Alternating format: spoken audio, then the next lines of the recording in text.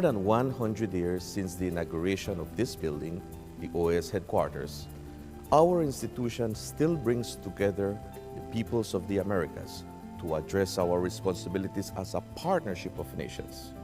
As we look to the future, our work must also focus on the construction of a positive agenda that continues to favorably impact millions of lives every day.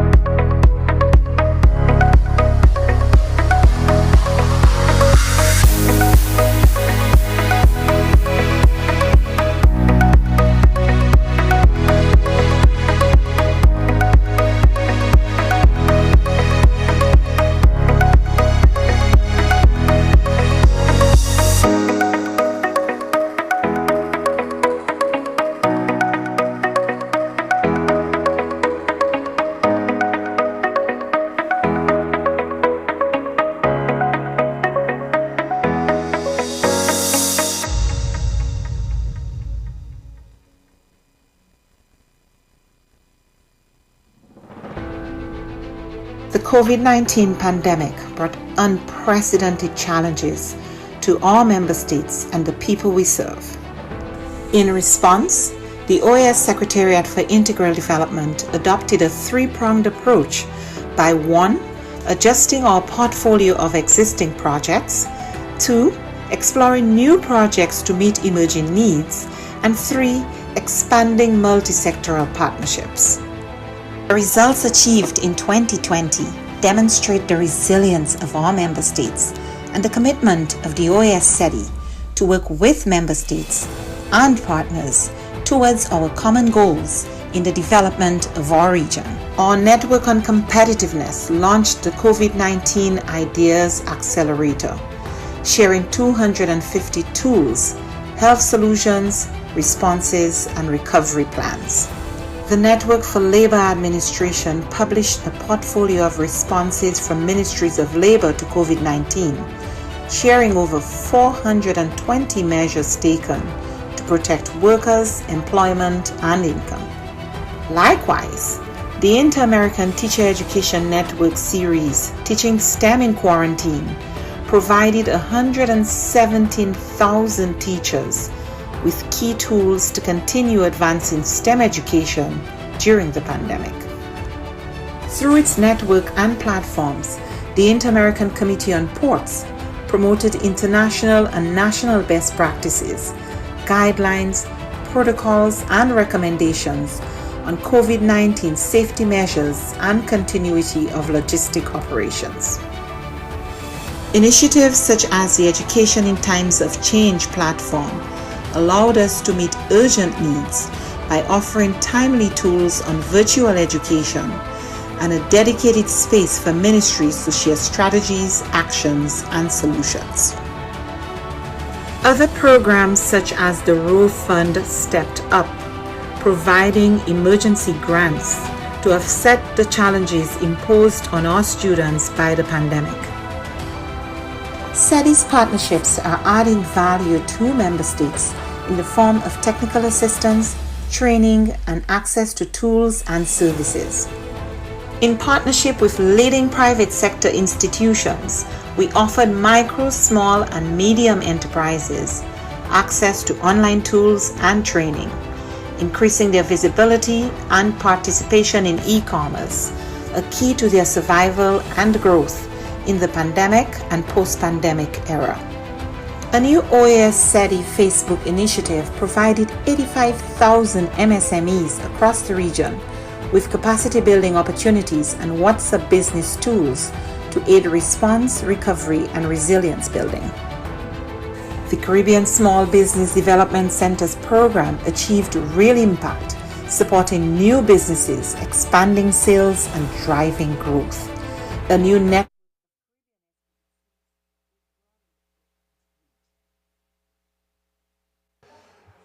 Cabina español.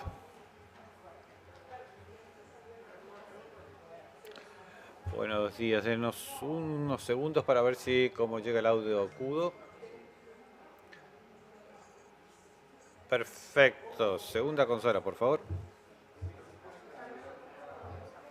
Buenos días, perfecto.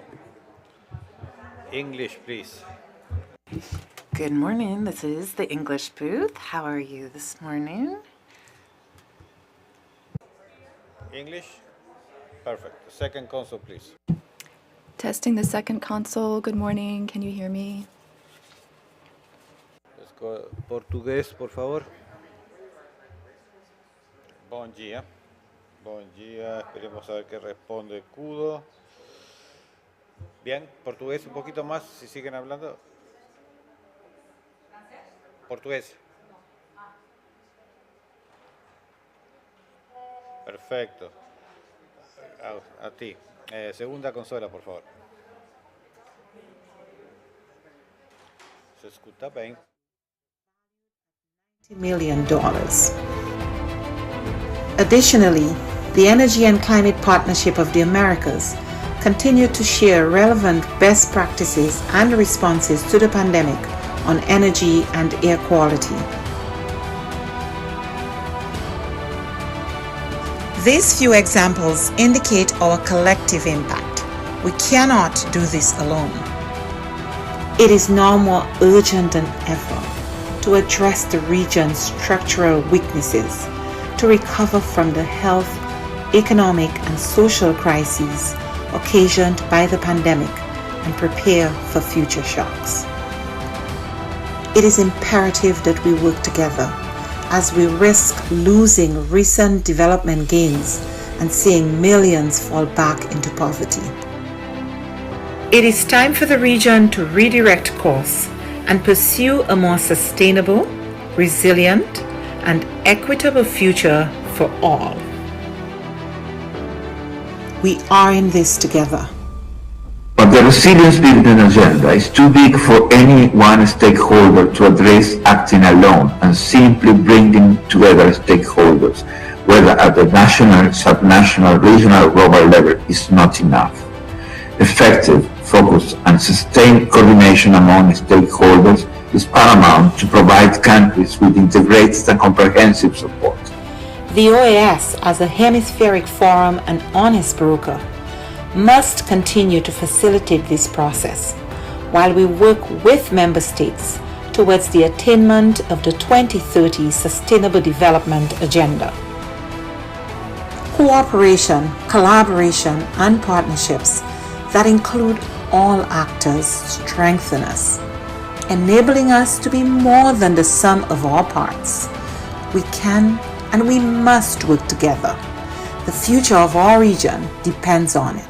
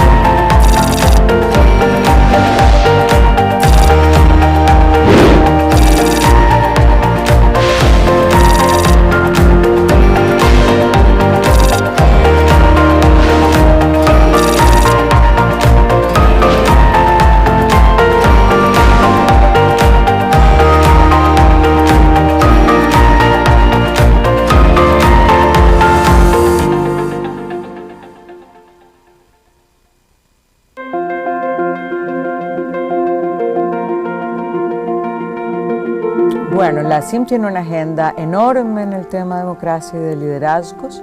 El primer ámbito tiene que ver con la gobernanza electoral, para que esta gobernanza electoral responda a las necesidades con las que fue creada, y es buscar los espacios de redistribución del poder. Después hay un programa interamericano sobre el liderazgo de las mujeres, donde generamos conocimiento y también tenemos cursos de capacitación. Hay un poderoso curso que ha llegado a más de 1000 mujeres con más de 15 ediciones, que es para candidatas electorales, en las cuales conversamos con ellas, pero también nos ponemos en una agenda de solidaridad y articulación y alianzas entre las mujeres, a pesar de las múltiples diferencias ideológicas o de partidos políticos. También hablamos de los temas de violencia política, porque no es lo mismo llegar que quedarse, y la violencia política es una forma de ejercicio de disciplinar a las mujeres para que vuelvan al mundo de lo privado y enfrentar la violencia, hacer buenas investigaciones, buenas leyes que permitan sancionar la violencia política. Es parte de las aspiraciones de la CIM en este programa de liderazgo de las mujeres.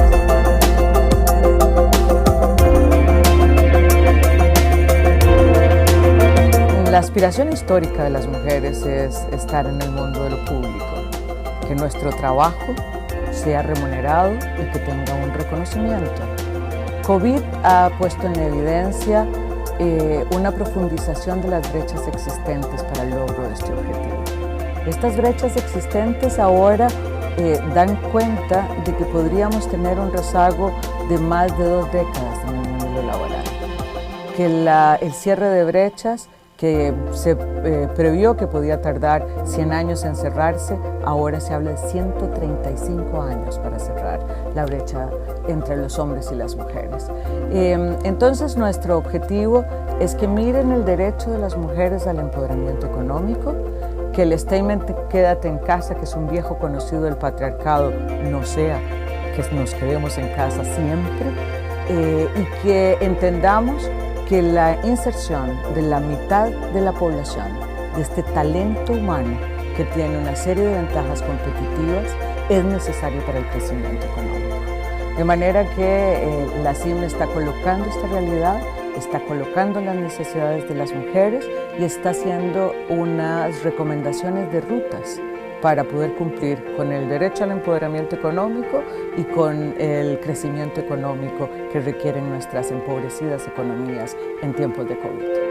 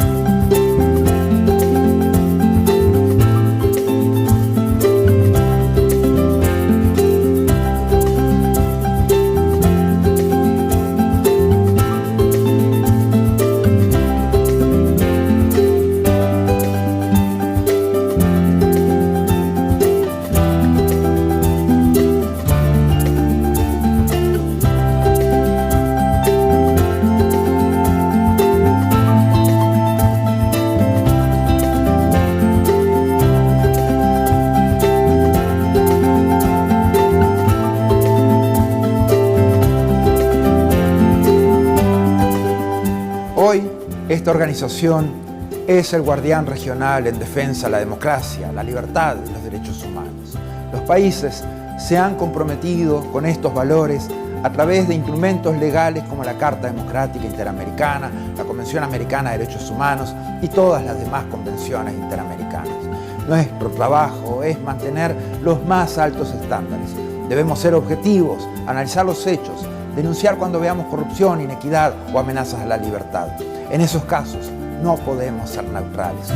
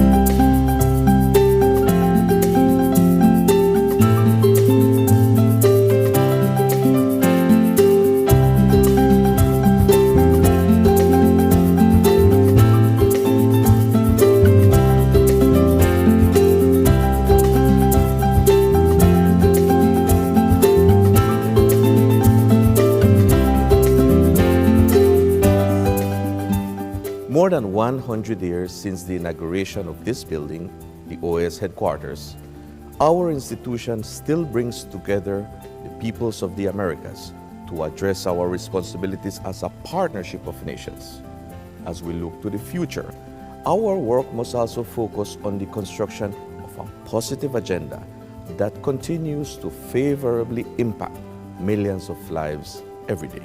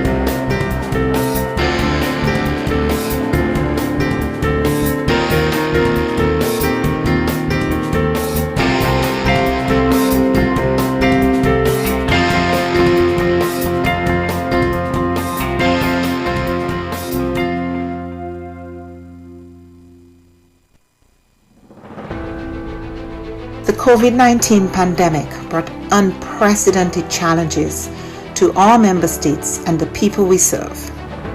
In response, the OAS Secretariat for Integral Development adopted a three-pronged approach by 1. Adjusting our portfolio of existing projects, 2. Exploring new projects to meet emerging needs, and 3. Expanding multi-sectoral partnerships.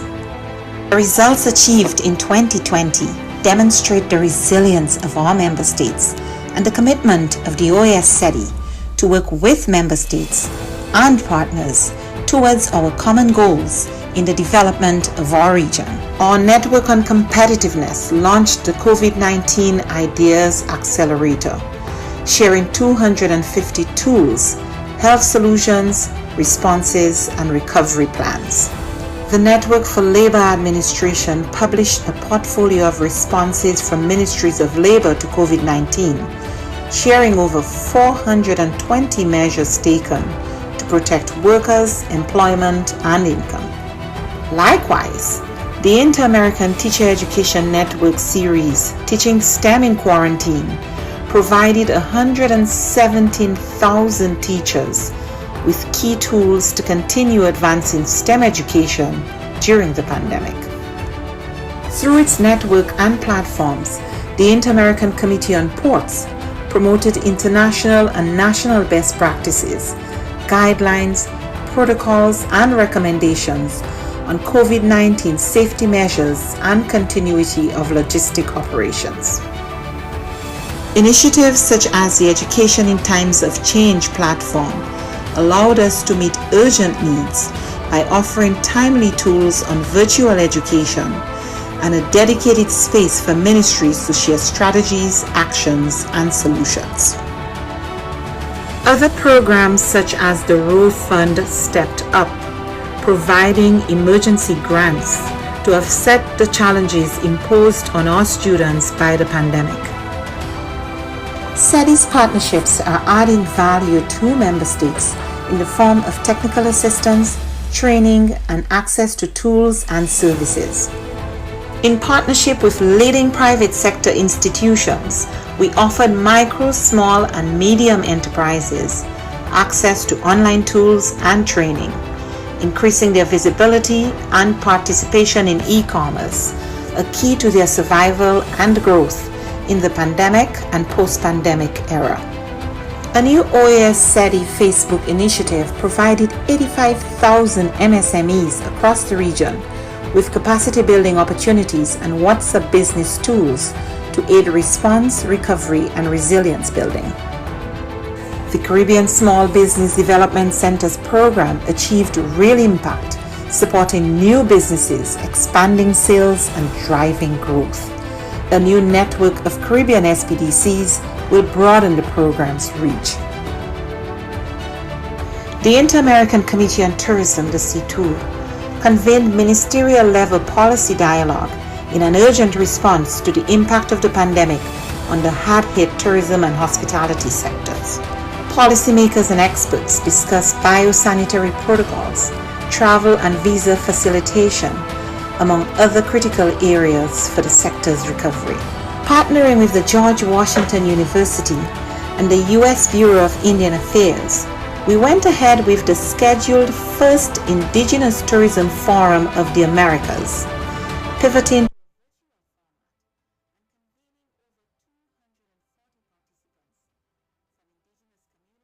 And now call to order this joint meeting of the Permanent Council of the OAS and the Inter-American Council for Integral Development, CD. A very warm welcome to the chair of CD,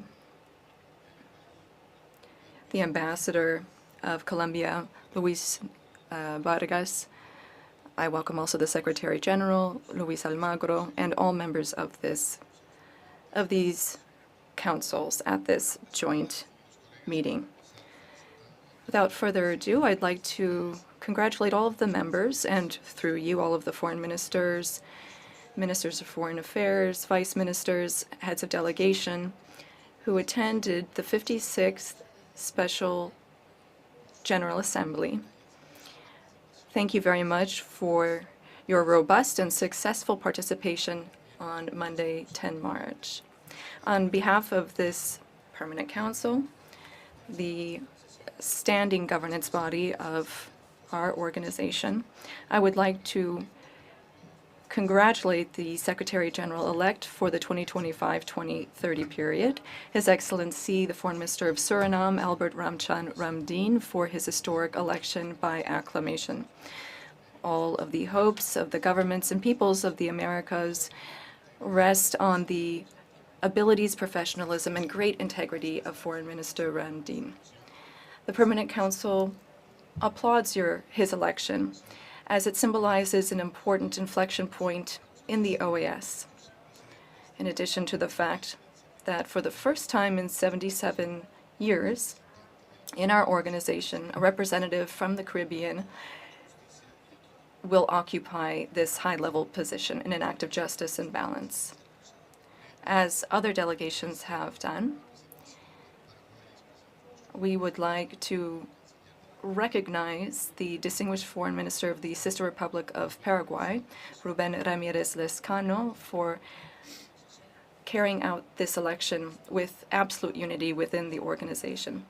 After this round of congratulations and thanks, I would also like to thank the Assistant Secretary General, who acted as the Secretariat for the 56th Special General Assembly. Thank you for all of your logistical and technical support. Thank you to the ASG, Nestor Mendez. Distinguished colleagues, at this joint session of the Permanent Council and CD, which was convened to commemorate International Women's Day, under the theme Autonomous Women, Young Women and Girls, Empowerment, Rights and Liberties for All Without Discrimination. In 2025, the United Nations, through its agency UN Women, adopted the theme for all women and girls' rights, equality, and empowerment as a call to action on the 30th anniversary of the Beijing Declaration and Platform for Action. This campaign calls for action in three key areas: advance women's and girls' rights, promote gender equality, and foster empowerment through inclusive access to education, employment, leadership, and decision-making spaces. In 1995, the countries of the world adopted the Beijing Declaration and Platform for Action, which is still the cornerstone to promote the rights and empowerment of women. Over the past 30 years, great strides have been made, but yet there are still challenges that remain. It is key that we recall that despite efforts that have been made, women, young women, and girls continue to face political, civil, economic, social, cultural, and environmental obstacles that hinder their full participation and development. Today, in this context, I would like to give a very warm welcome to our distinguished speakers who will share their perspectives as to how we can promote the full autonomy and freedom of women and girls in our region. Our speakers today are prestigious experts in the area of human rights and women's empowerment. It is also a pleasure to welcome Ambassador Luis Ernesto Vargas, the permanent representative of Colombia and vice chair of CIDI. And this morning, he will co-chair this session with me. Welcome, Ambassador and friend. Colleagues, before we continue, I would like to express my sincere thanks to the permanent missions of Brazil, Canada, Chile, Colombia, Costa Rica, Mexico, Panama, Uruguay, and Bolivia for their valuable leadership in organizing this important session. The theme is crucial for the well-being and future of women in our societies and in our hemisphere. Special congratulations also to the delegation of Canada on becoming the 33rd state to sign the Inter-American Convention to Prevent, Punish, and Eradicate Violence Against Women, known as the Convention of Belém do Pará. This is a testament to Canada's commitment to women and to addressing the challenges to the exercise of their rights. It also reaffirms the role of multilateralism as a space to build consensus and take concrete steps to preserve the dignity of women and girls in the Americas. Esteemed colleagues, in accordance with Article 43 of the Rules of Procedure of the Permanent Council, we will now consider the order of business for this session, which is document CP/OD-2538/25. If there are no objections, then the order of business is approved, hereby approved. Colleagues, trusting that this session will achieve the results desired, I am pleased to give the floor to Ambassador Luis Ernesto Vargas, permanent representative of Colombia, who will co-chair this session with me. A very good morning to you, Ambassador. You have the floor. Thank you very much, Ambassador Arce. It is an honor to co-chair today's session. We are meeting today to commemorate International Women's Day, a day that invites us to reflect upon the achievements and challenges that we still need to overcome to ensure gender equality and empowerment of women, young women, and girls. As we heard the chair just say. The theme for this year is women, young women, autonomous women, young women, and girls, empowerment, rights, and liberties for all without discrimination. This theme reflects the importance of continuing to build an inclusive society where all women, without distinction, can enjoy their rights and exercise their autonomy in all areas of life. Through this joint session, we have the opportunity to share reflections, proposals, and commitments which as a region will allow us to move forward in implementing public policies and concrete steps to promote the full inclusion and participation of women in all spheres. The fact that we are here today, thanks to the joint efforts of the permanent missions of Bolivia, Brazil, Canada, Chile, Costa Rica, Mexico, Panama, Uruguay, and Colombia, demonstrates the commitment that we share to the cause of women's empowerment and to building a more equitable future for all. I would like to echo the words of congratulations to the delegation of Canada on becoming the 33rd member state of the OAS to sign the Inter-American Convention to prevent, punish, and eradicate violence against women, the Convention of Belém do Pará. This action reaffirms Canada's commitment to women's rights and its willingness to continue working to build a world free from violence and discrimination against women and girls. Similarly, I would like to give special thanks to our invited speakers today, whose voices and experiences will enrich this discussion. Their experience in the field of human rights, women's empowerment, and development of inclusive public policies is invaluable for the success of this session. The remarks that we are about to hear will offer an in-depth look at the progress made in promoting gender equality, but will also address the ongoing challenges facing women and girls in our region. I am sure that their contributions will be key to help build a road towards full autonomy and equality for women, regardless of their origin or social context or age. Their viewpoints and proposals are based on a solid understanding of current issues and will help us identify new areas of action and cooperation and will guide our work in the years to come. I believe that by working together, we will continue to strengthen women's rights and ensure that their voices are heard and respected at all levels.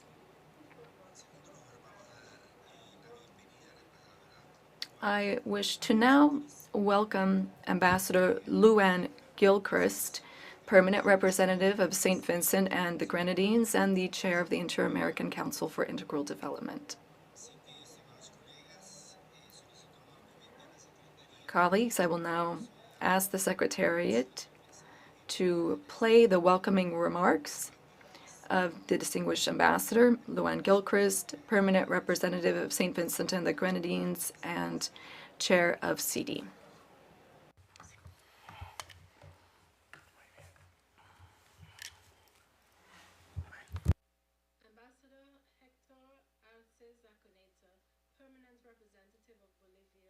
Chair of the Permanent Council, Ambassador Luis Vargas, Permanent Representative of Colombia and Vice Chair of the CD, colleague Permanent Representatives, alternates, Permanent Observers, staff of the Secretariat, and distinguished panelists.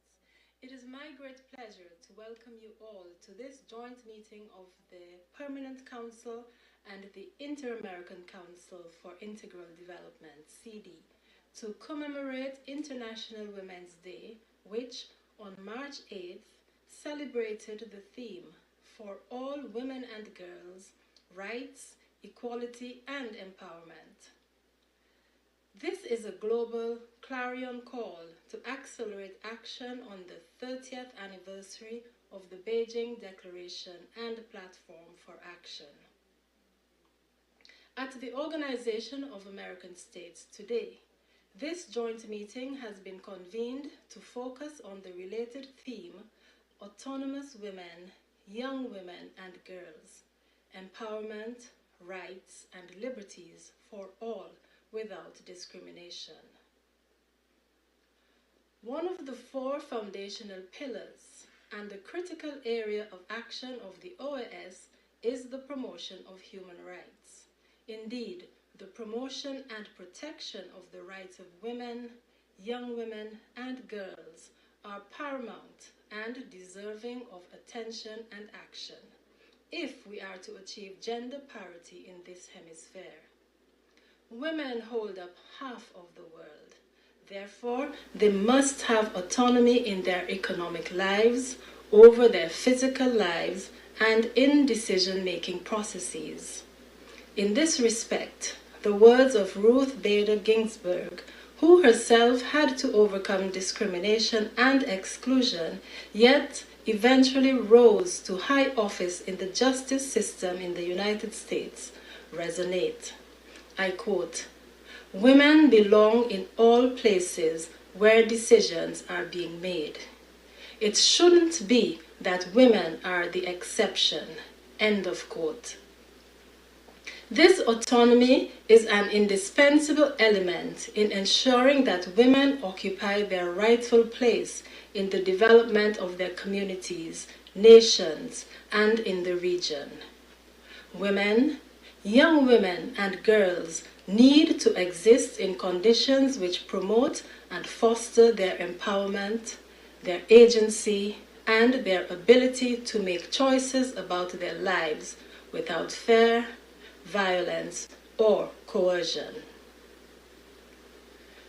The eradication of factors militating against the full inclusion of women in all aspects of life and living ought to feature prominently in the agenda of policymakers in the Americas. The elimination of legal, economic, educational, social, and cultural barriers to the advancement of women should be the sine qua non of national agendas for the promotion of women's autonomy. The dismantling of archaic patriarchal systems which stunt the progress of women in some societies to create the enabling conditions for the advancement of women is desirable. Globally, the gender gap is 68.6% closed. Work must continue apace to close the gender gap even further. Women, young women, and girls have the right to exist in situations which promote their safety, health, well-being, and access to decent work and remuneration. In this regard, the CD evokes the importance of the Inter-American Convention on the Prevention, Punishment, and Eradication of Violence Against Women and the Belém do Pará Convention as frameworks for advancing the protection of women. In this regard, we congratulate the permanent mission of Canada on signing the latter convention. Today's joint session is intended to address practical ways of promoting autonomous women, young women and girls through advancing their empowerment, rights, and liberties without discrimination.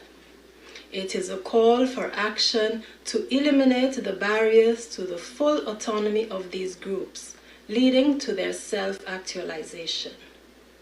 I recognize the work of the Inter-American Commission for Women, CIM, in promoting women's rights in the hemisphere, and express gratitude to the permanent missions of Mexico, Bolivia, Brazil, Canada, Chile, Colombia, Costa Rica, Panama, and Uruguay for requesting the convocation of this joint meeting of the Permanent Council and the Inter-American Council for Integral Development. In closing, I offer this exhortation.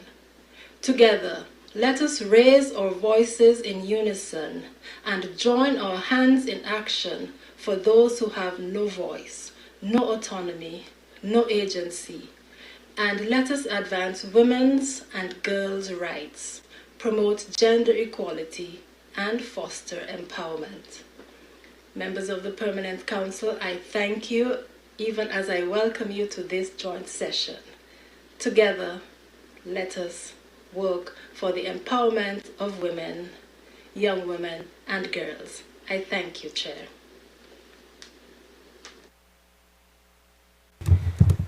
Agradecemos.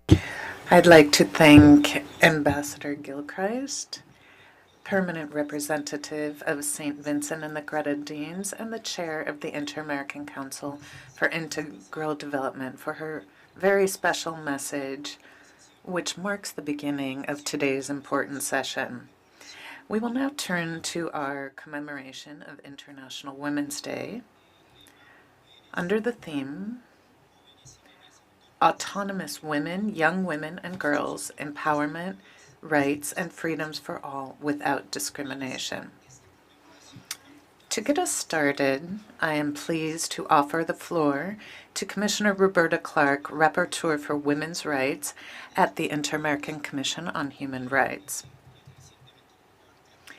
who up until recently was president of the IACHR. Commissioner Clark will speak to us about challenges to full access to development faced by women, young women, and girls in the Americas in their diverse and attendant situations of vulnerability. Commissioner Clark, welcome. You have the floor. Thank you very much.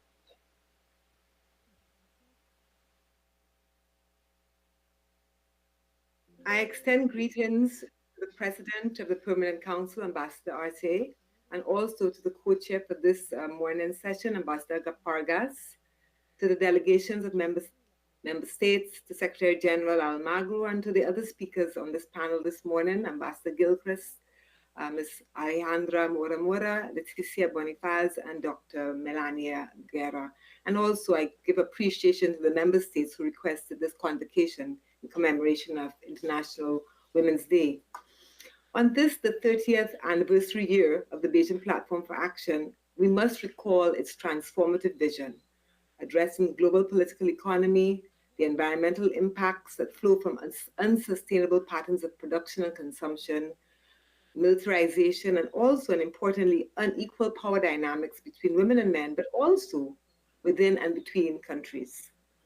The Beijing Plus 30 national reviews undertaken in 2024 by all states of the Americas and the Caribbean bear out progress, but also, unfortunately, regression, stagnation, and pushback, framed by a rise in populist authoritarianism, inequalities, and multidimensional insecurities. In its analysis of these member state reports, the Economic Commission for Latin America and the Caribbean identified 4 structural barriers to the exercise of women's and girls' rights. And they are these: 1, socioeconomic inequality and the persistence of poverty; 2, discriminatory, violent, and patriarchal cultural patterns; 3, rigid sexual division of labor and unfair social organization of care; and fourthly, the concentration of power and hierarchical relations in the public sphere. So despite improved access to education, women still participate less and earn less in the workforce than men, while they devote more time to unpaid or underpaid domestic and caregiving responsibilities. Here are some statistics.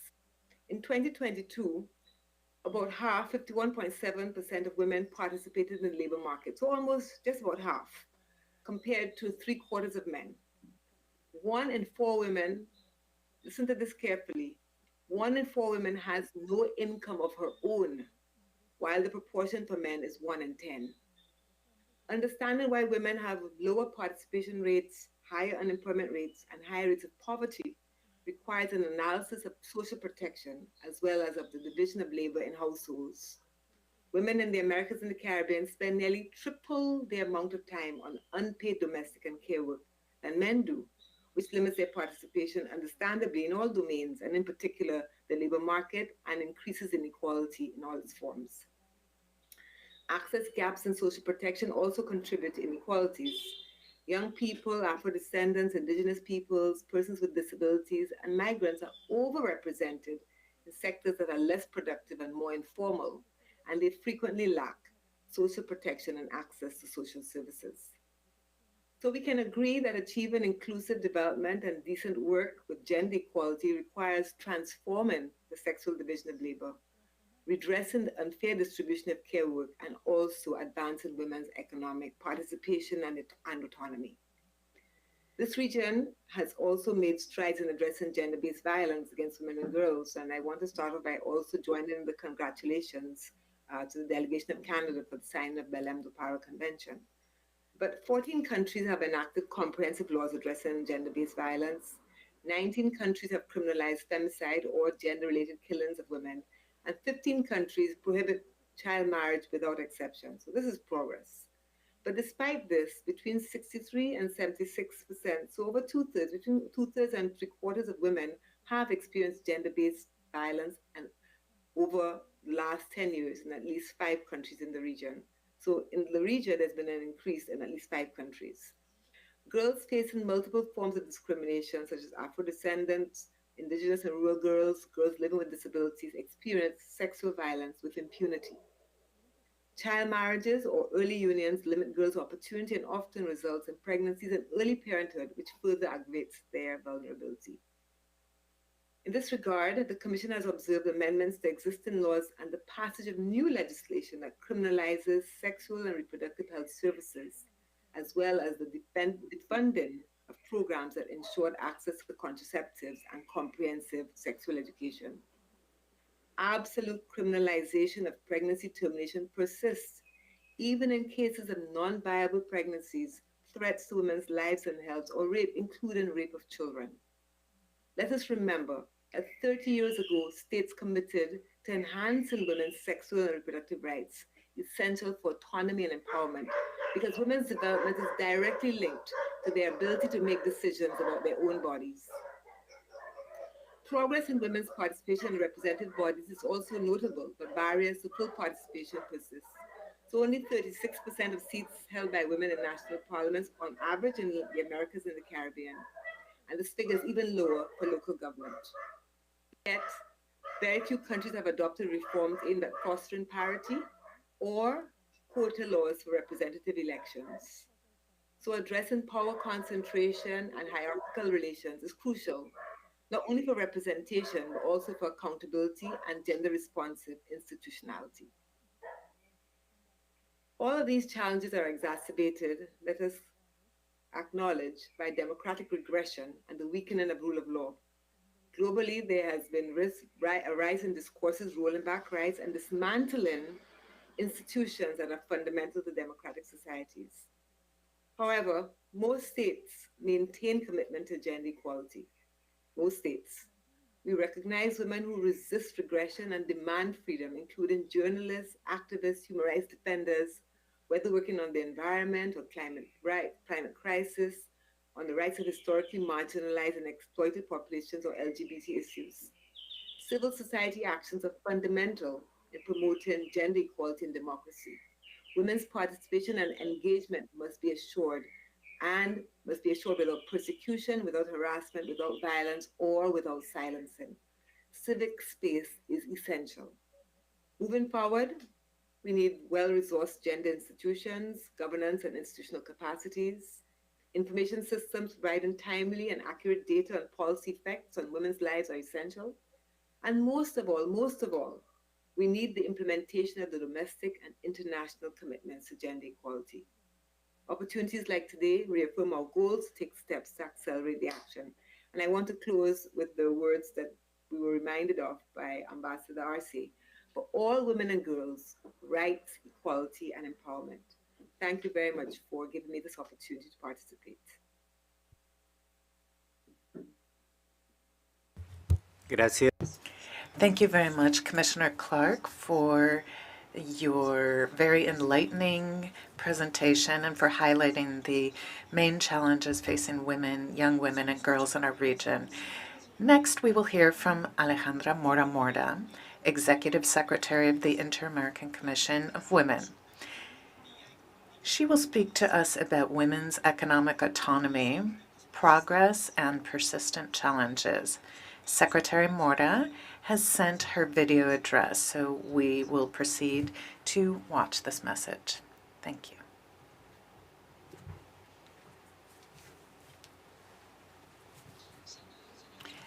Greetings to Ambassador Hector Arce, Chair of the Permanent Council and Permanent Representative Bolivia, and to Luis Galin, who is Chair of the Inter-American Council of Integral Development and Permanent Representative of St. Vincent and the Grenadines, to Secretary General Luis Almagro.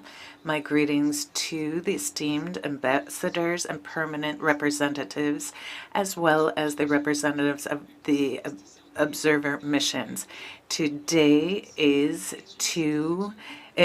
we're here to celebrate women on International Women's Day.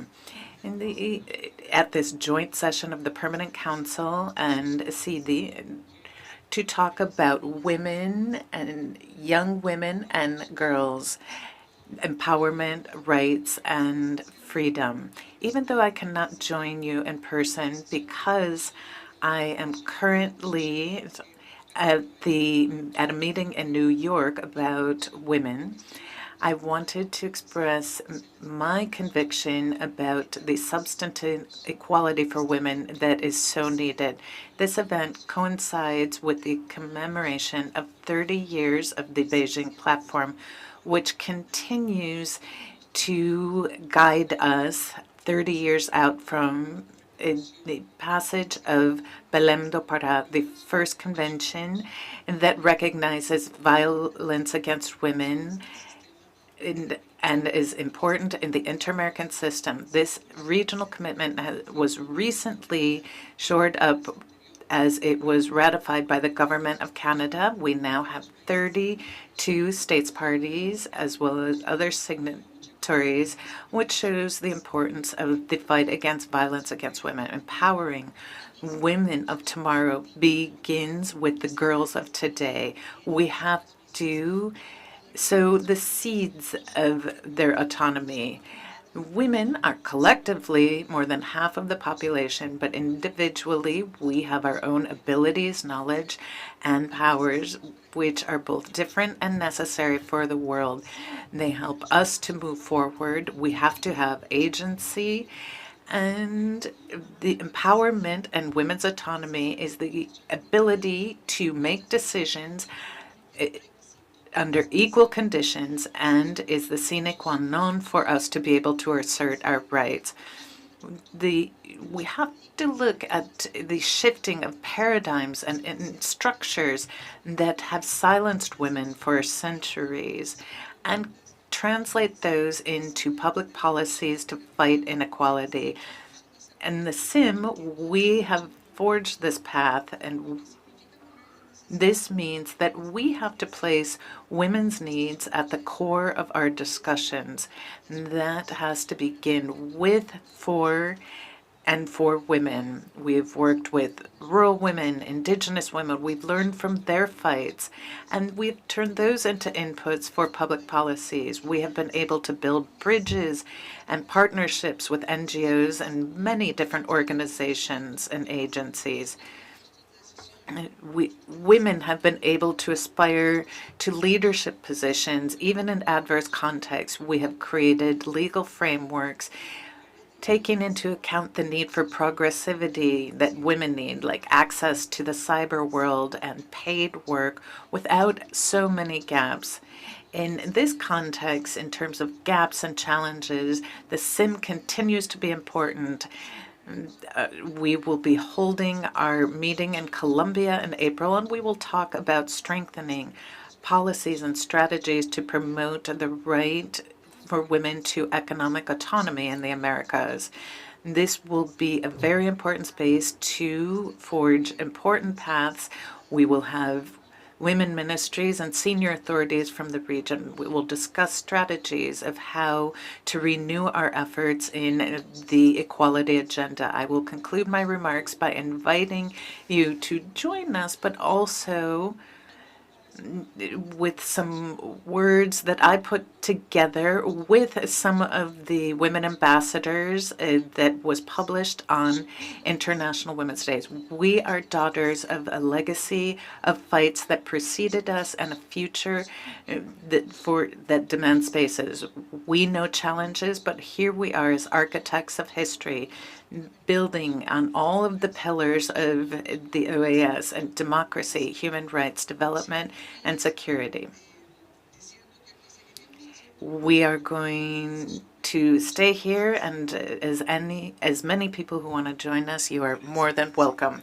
And thank you to the Executive Secretary of the SIM for your important words about economic autonomy, which is key to guaranteeing women's independence and empowerment. I am now pleased to offer the floor to Leticia Bonifaz. She is an expert from the Committee on the Elimination of Discrimination Against Women and a professor at the National Autonomous University of Mexico, also known as UNAM. Ms. Bonifaz will discuss recommendation number 40 of the Committee on the Elimination of Discrimination Against Women. Ms. Bonifaz, welcome. You have the floor. And Thank you very much, Ambassador. I am very pleased to extend my greetings to both you and all of the representatives of the countries of Latin America. I was going to record my message, but I preferred to be here live on this day in which we are commemorating one more year of that Year of Women. I wanted to begin by saying that we've heard reference made a number of times to Beijing and the 30 years of Beijing, but I would like to go back to Mexico in 1975. International Women's Year began with a global conference in Mexico that was unprecedented. Never before had women's rights been discussed at the international level. And it was back then, in 1975, that in 1995, the Convention to Eliminate All Forms of Discrimination Against Women was signed. And then the committee was created to monitor implementation of that convention. I have been a part of that committee. Mexico has had representatives 2 times in the history of CEDAW. I want to talk about what the process was in developing General Recommendation number 40. Why is that recommendation so important? It was passed in October of last year. In CEDAW, we look at the most sensitive points that need to be addressed to ensure that at one point, all countries of the world will be moving toward a single objective jointly. And CEDAW decided that the process of quotas for political representation of women that would be 30% is something obsolete. We decided that we had to aspire to parity because we are half the population, and we have to ensure that parliaments are legislating in such that women's political participation has to be guaranteed at 50-50. The recommendation did not stop there because parity in numbers is not enough. If women are not in the room where decisions are made. And so countries should increase women in representation in parliaments. It's very unequal worldwide and in Latin America in terms of how many women are members of congresses and parliaments. But very often women are elected, but then they are not in the room where decisions are made. In my country, in the chambers and on certain commissions, there are no women present, even though women make up 50%. So the question is, why do we need this? So Recommendation 40 was very clear in stating that we need parity to be able to move the peace and security agenda forward with more women involved. And how a matter of war in decision-making, there are only men in the statements. There's very little women's representation in these cases.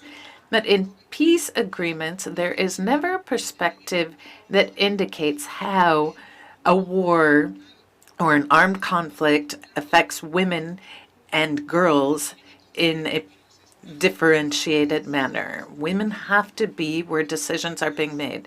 In a peace accord, there must be a gender perspective included. The same is true when we're talking about climate change, where impacts on women are different as well, and they are different for girls as well. In terms of what we've already seen with greater women's participation, where we've seen exclusion as well as threats, in many cases, political violence increases to prevent or to dissuade women from engaging in politics. This means that in many cases women will run for office once but do not do so again because of the political violence that they've been targets of. Colombia has done very interesting studies about this, and what we've seen in Latin America is that who are targets of threats? Women defenders of human rights, women journalists, and women who, generally speaking, engage in politics.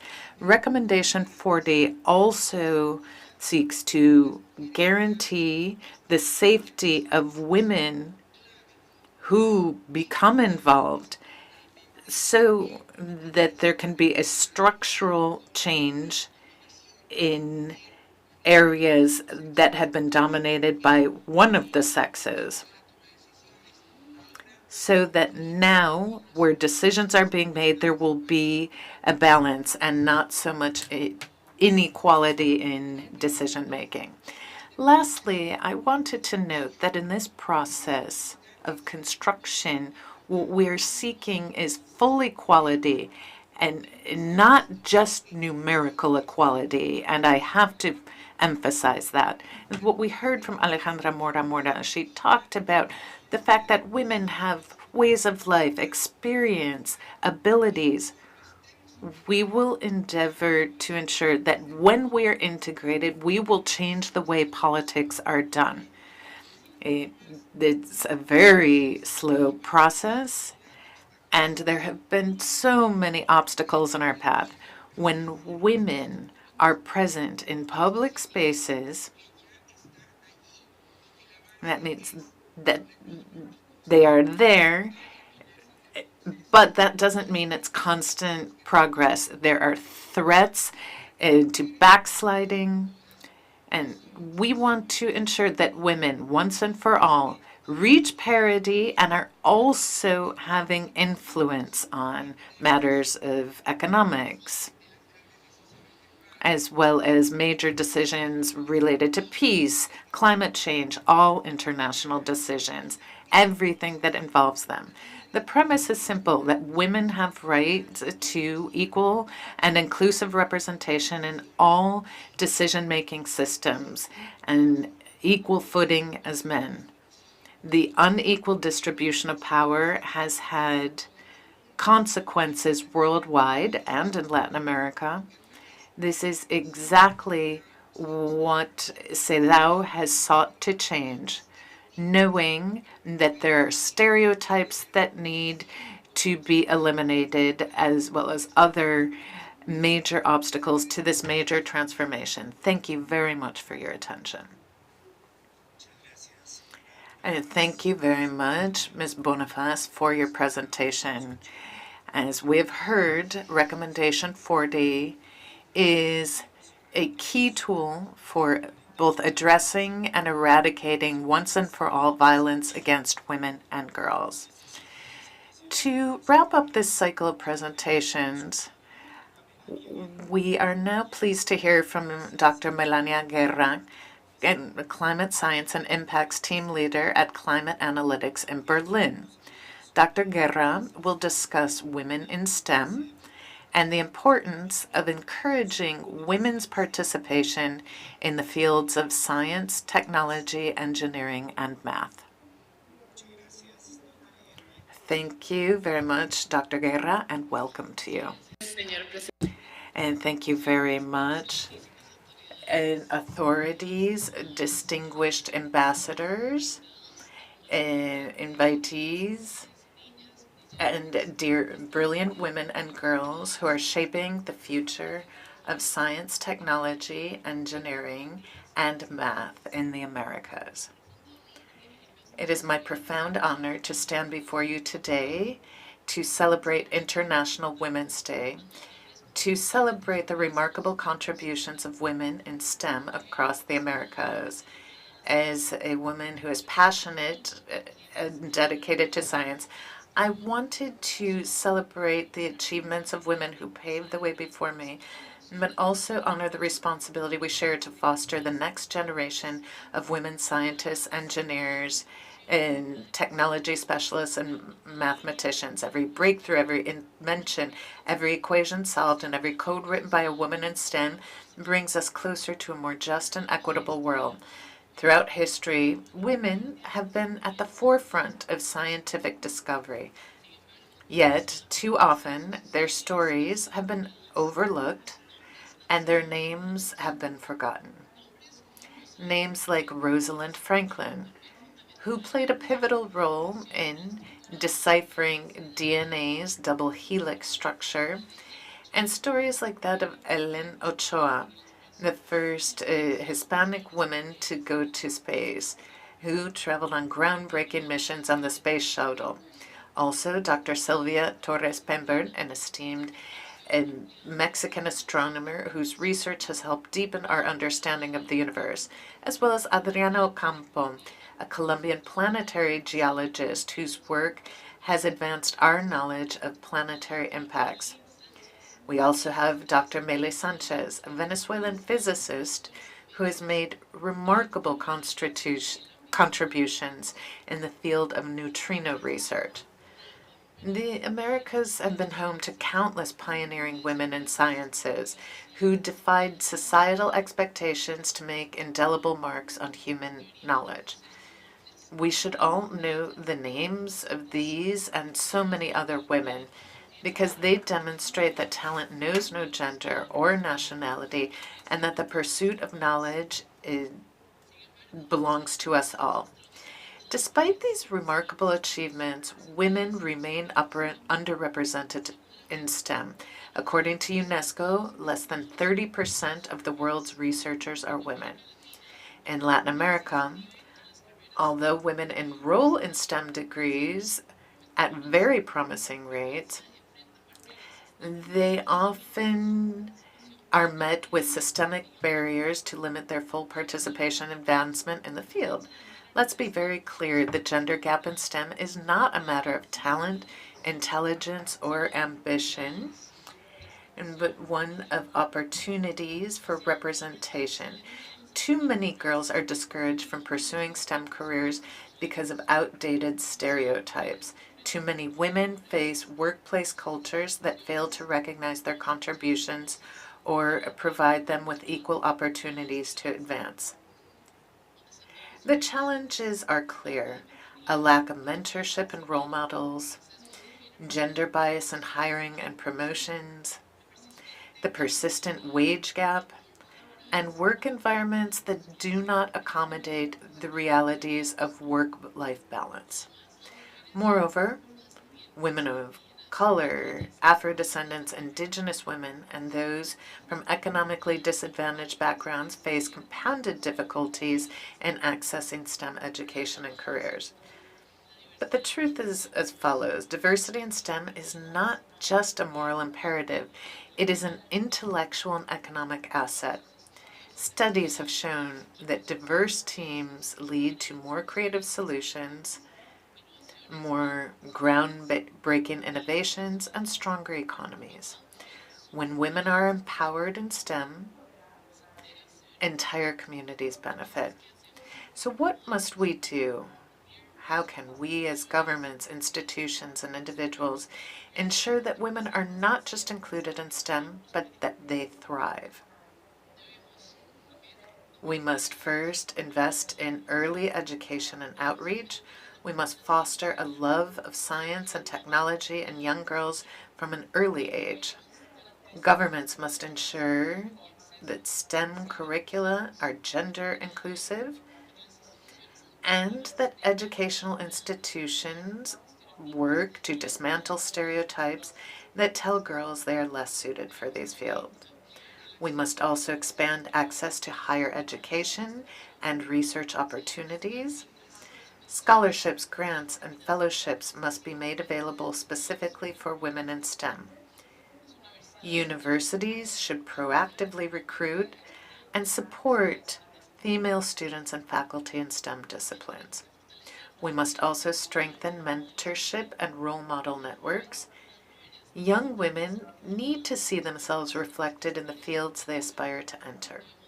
We must strengthen mentorship programs that connect aspiring female scientists and engineers with established professionals who can guide them through their academic and professional journeys. We must create equitable and supportive work environments. The public and private sectors must implement policies that support women in STEM careers in terms of equal pay, transparent promotion criteria, parental leave, and policies that address harassment and discrimination. We need environments where women do not just enter, but are able to advance and lead. We must encourage public and private sector commitment. Governments, academia, and the private sector must work together to create policies and initiatives that ensure a level playing field. Public-private partnerships can drive initiatives that encourage diversity in hiring, research funding, and STEM-related entrepreneurship.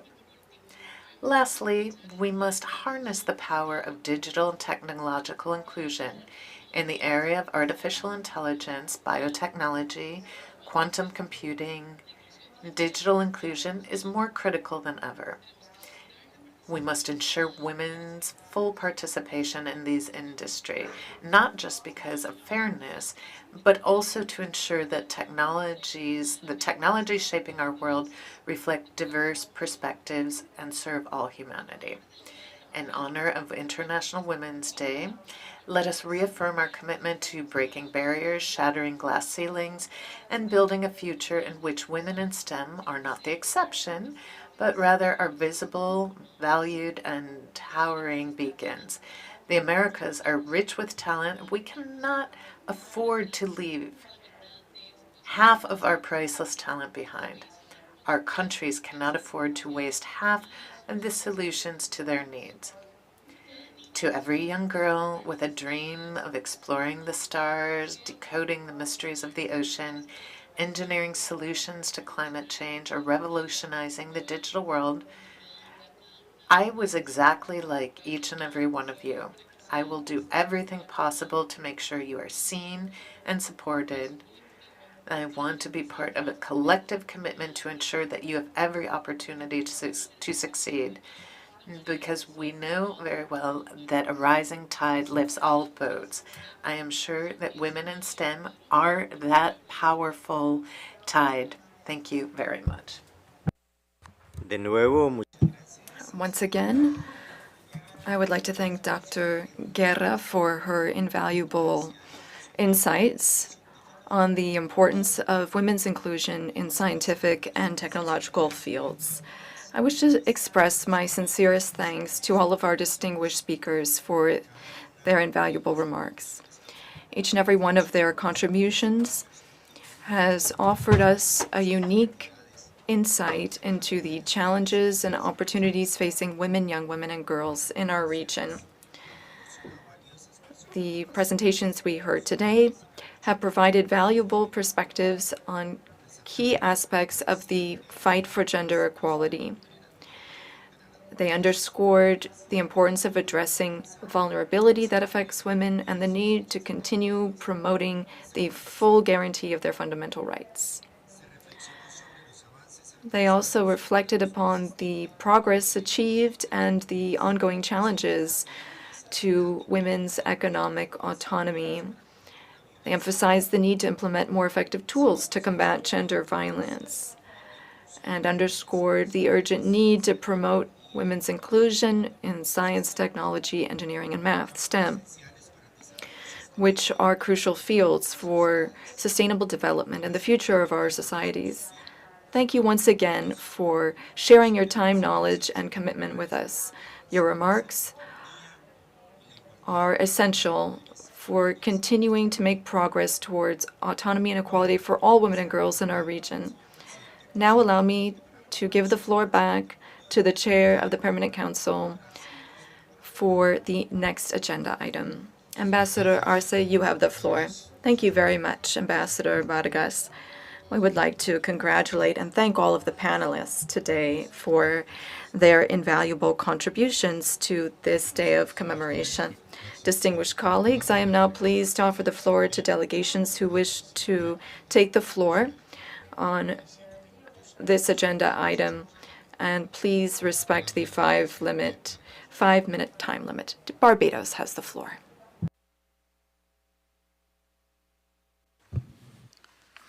Thank you, Chair, and good morning. The Permanent Mission of Barbados has the honor to deliver this statement on behalf of the Caribbean Community CARICOM Group of States. The CARICOM Group of States joins the hemispheric community in commemorating International Women's Day 2025, reflecting on the progress made, the challenges that remain, and our shared commitment to advance gender equality in our region. Over the years, CARICOM member states have made some progress towards the advancement of women and girls as primary agents of sustainable development.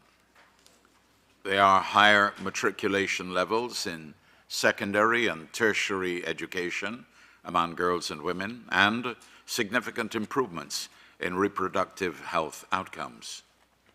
Women in the Caribbean have proven to be resilient and transformative leaders in government and grassroots activism. The region also continues to build on the strides made as a world leader in the prevalence of women managers in business. We also acknowledge that significant challenges persist. Gender-based violence remains a pervasive issue, and women and girls continue to be disproportionately affected by poverty, unemployment, violence, and the impact of climate change. This is of critical concern, especially in Haiti, where these challenges have been amplified by criminal gangs that have targeted women and girls in a context in which there are inadequate resources to implement responses to protect and advance their welfare.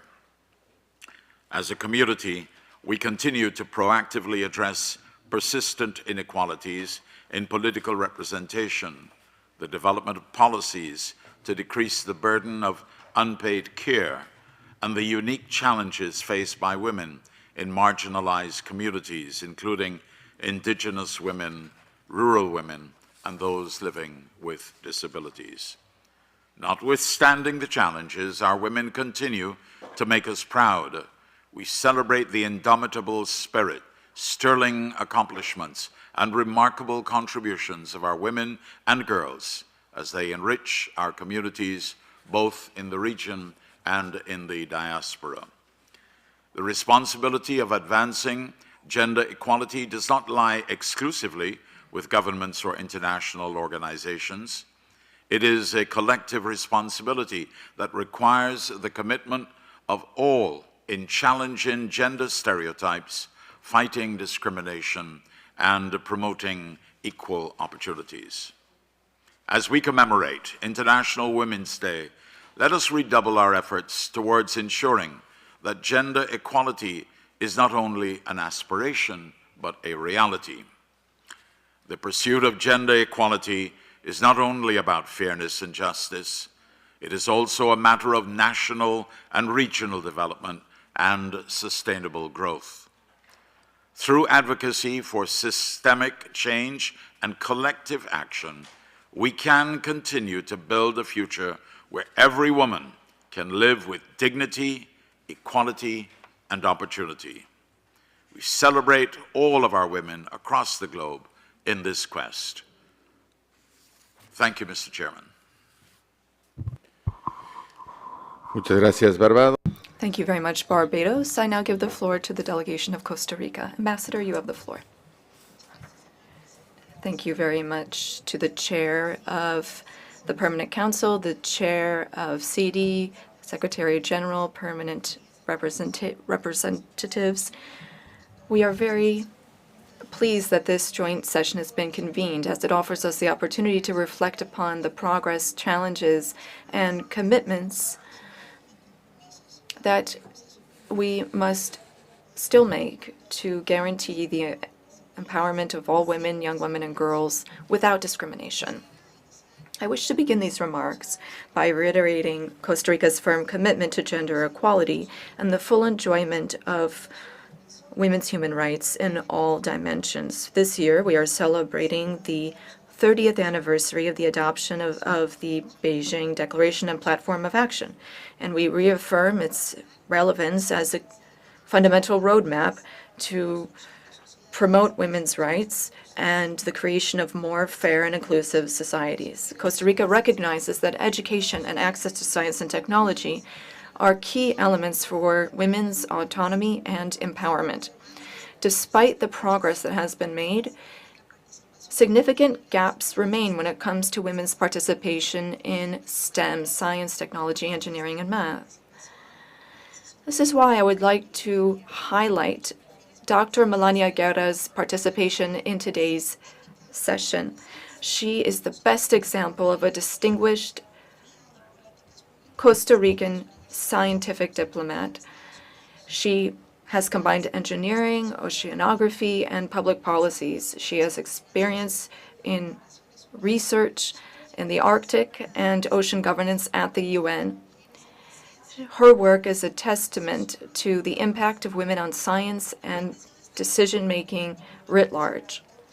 I also want to underscore the work of Dr. Sandra Kaufman, a Costa Rican engineer with a long and successful career in NASA. She is currently the Deputy Director of Astrophysics at the Office of Scientific Missions. Her inspiring history underscores the importance of having reference points for young women and youth that encourages them to explore their potential in science and technology.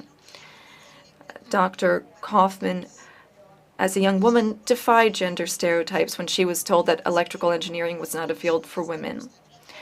She is inspiring new generations in Costa Rica and around the world. Her history shows the importance of dismantling barriers and promoting feminine, or rather female, role models in science and technology.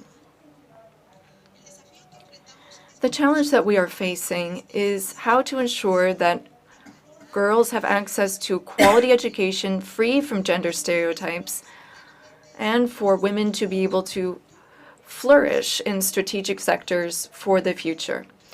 It is imperative that we promote public policies that provide incentives for women's participation in innovation, AI, and renewable energy.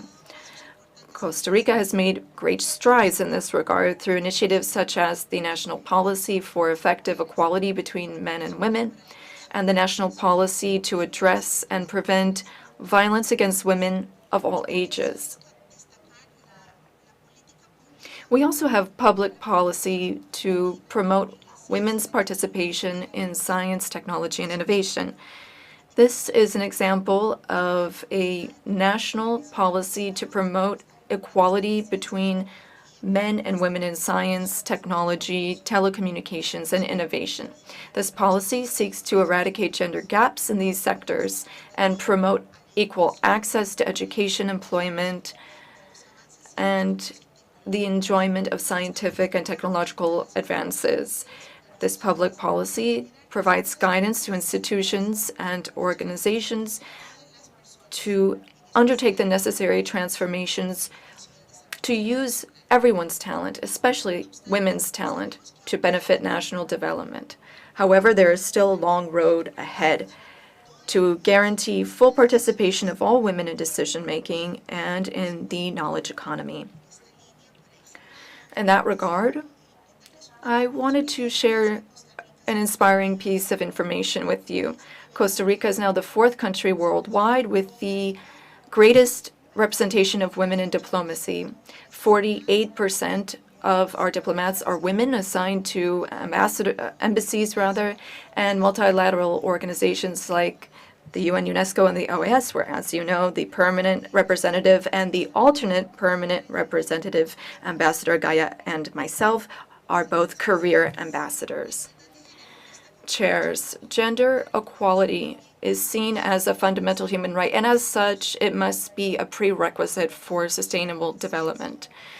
Advocating for education, science, and technology with a gender-based approach is an investment in the future of our societies. In that spirit, we reaffirm our commitment to continue promoting policies and specific actions that will enable and inspire all women, young women and girls to achieve their greatest potential and actively contribute to building a more equitable and prosperous world. Thank you very much.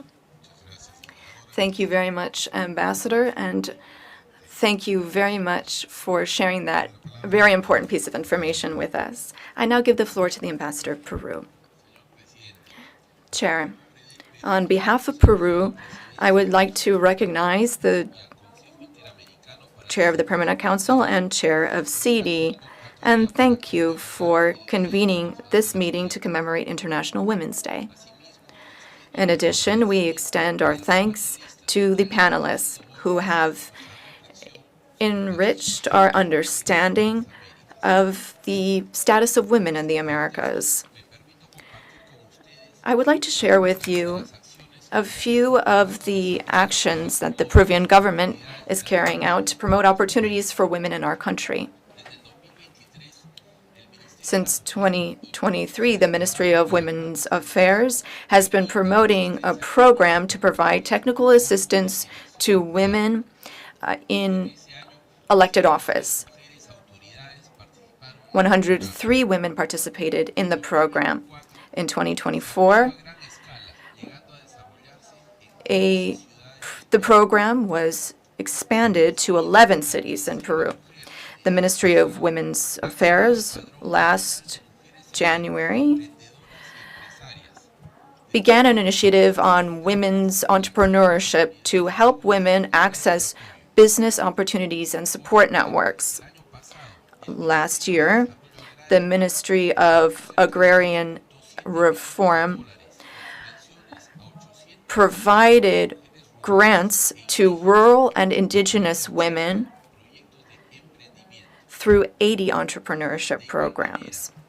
Similarly, considering that in 2024, 29% of exporting companies were led by women in Peru, the Ministry of Trade implemented programs to support women leading micro and small companies so that they can carry out their business in various fields, including clothing.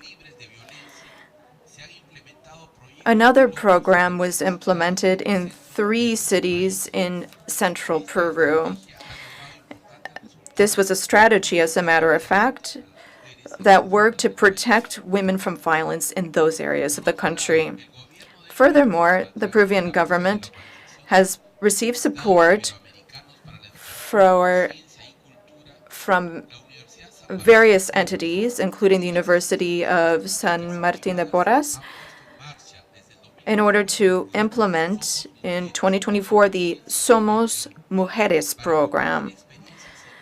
This program shares the experiences of women researchers and scientists with girls who are interested in those fields.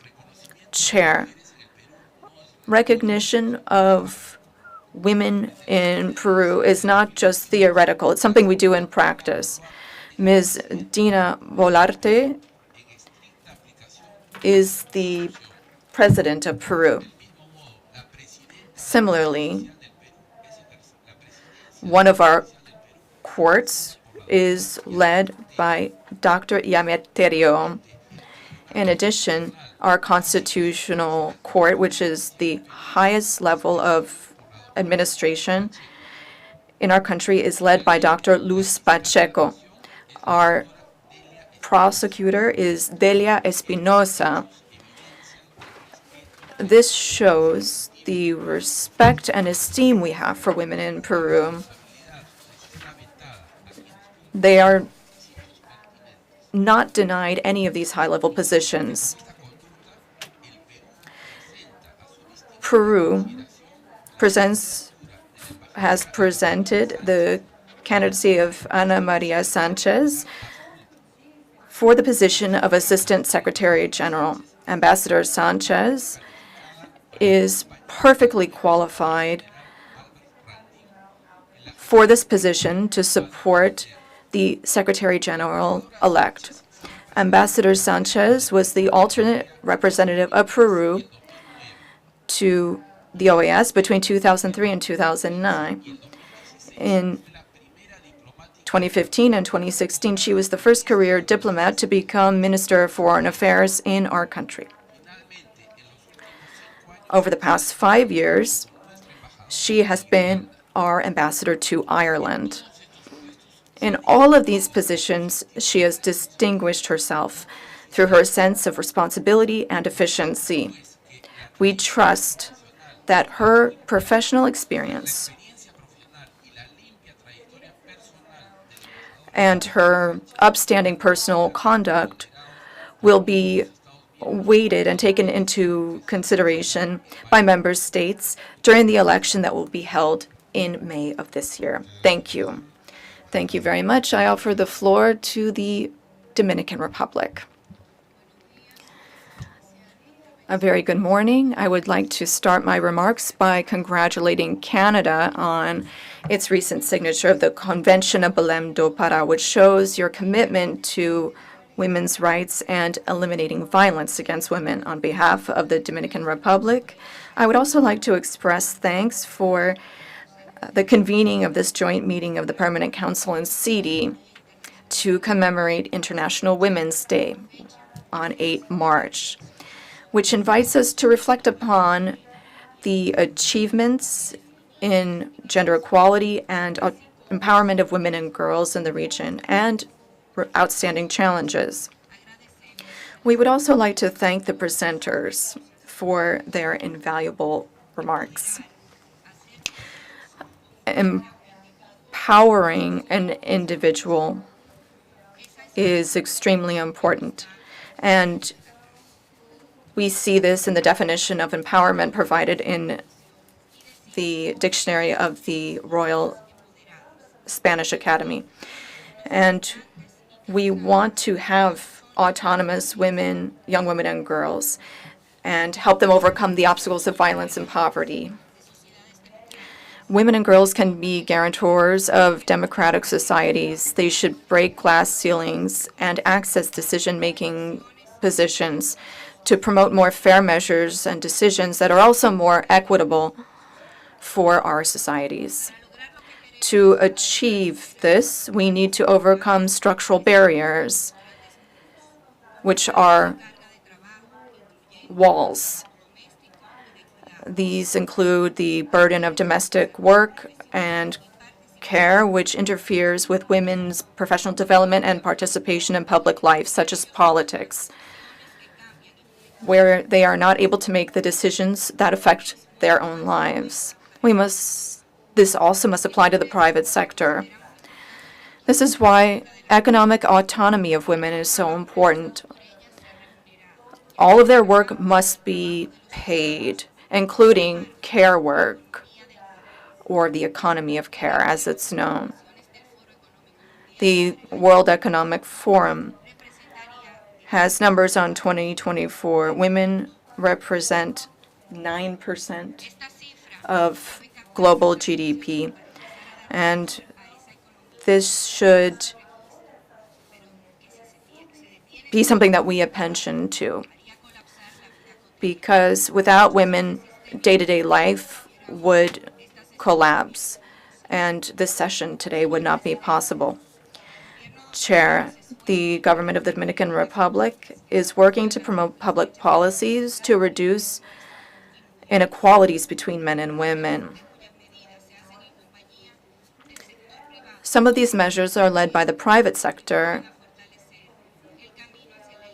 because this will contribute to eliminating violence against women. I also wanted to mention a few of the initiatives implemented by the Ministry of Women's Affairs. There's an initiative to promote actions to promote the inclusion and participation of SMEs led by women. The Ministry of Women's Affairs also looks at the issue of the care economy and has developed strategies to promote a public policy on care. There is a roundtable on care that also incorporates a gender and rights-based perspective. These initiatives focus on combating gender stereotypes related to the economy of care and responsibilities of women in that regard. These are at the heart of this public policy.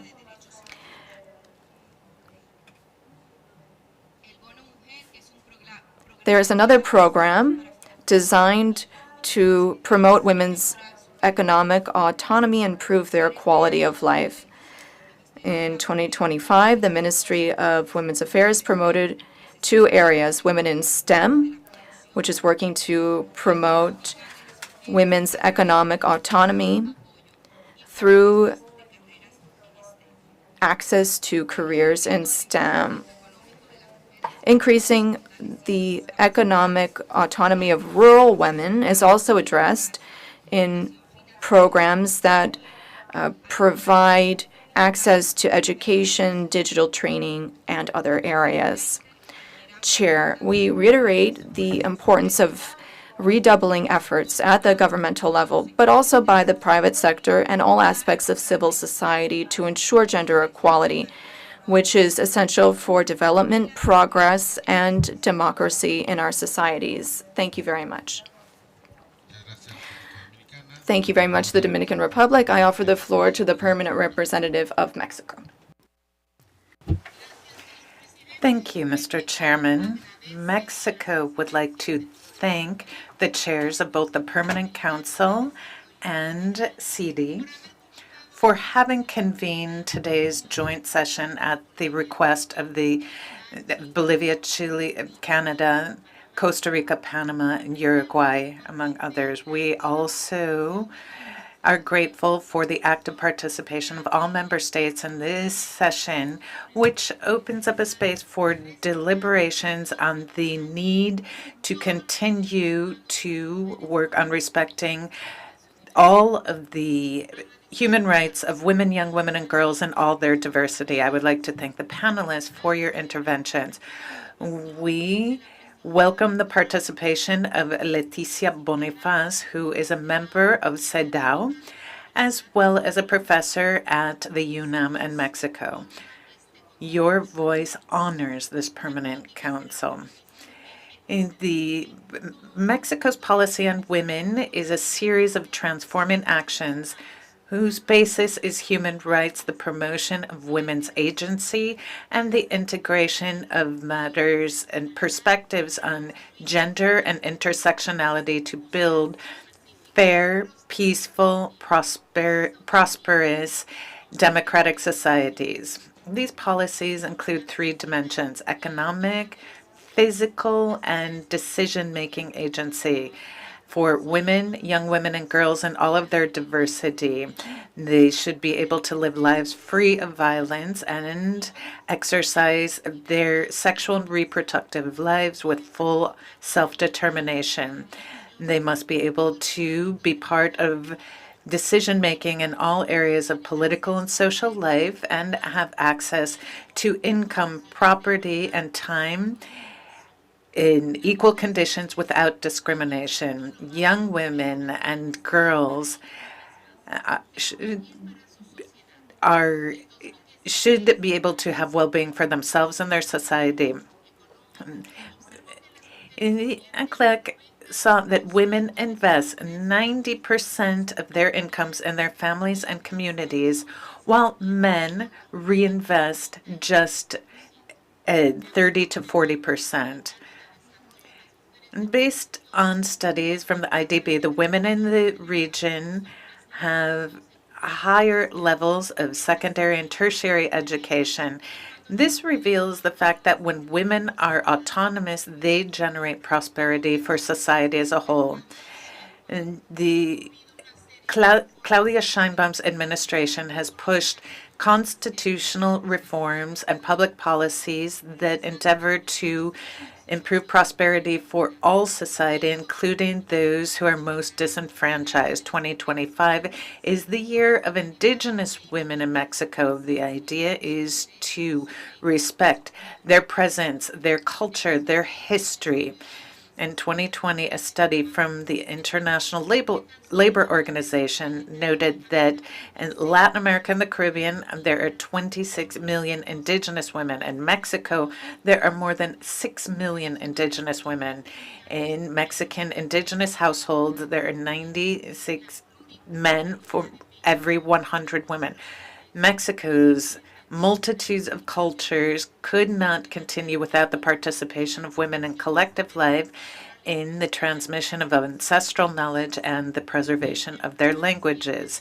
The most recent example of this work was the valuable contribution of a Mexican woman recognized by Mexico as the first indigenous woman in the field of technology. Thanks to Gabriela's work, the company has included Google has included Nawal in their Google Translate platform.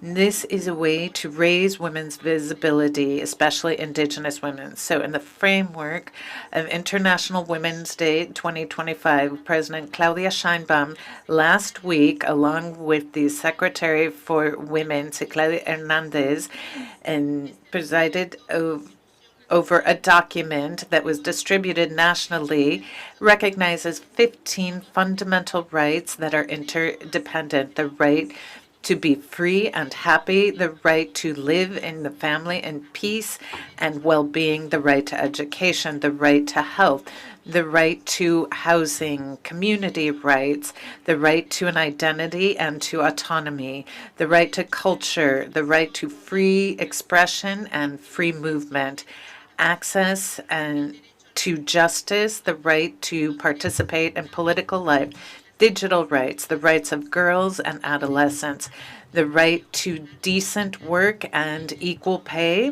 then the right to a life free from violence.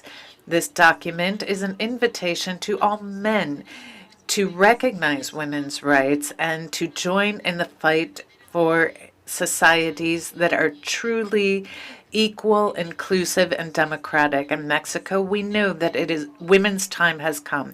Women in all their diversity, in young girls, adolescents, young women, women and older adults, indigenous women and women with disabilities, migrant and refugee women, women who are members of the LGBTIQ community, women who have been victims of violence and all types of discrimination. It is the time for women young women and girls, to be autonomous and happy. Mexico will continue to work with all member states and observers and the CIM, the IACHR, and all organs and agencies of the OAS to ensure that all rights are fully accessible to all individuals, which is something inevitable as we build more equal and democratic societies.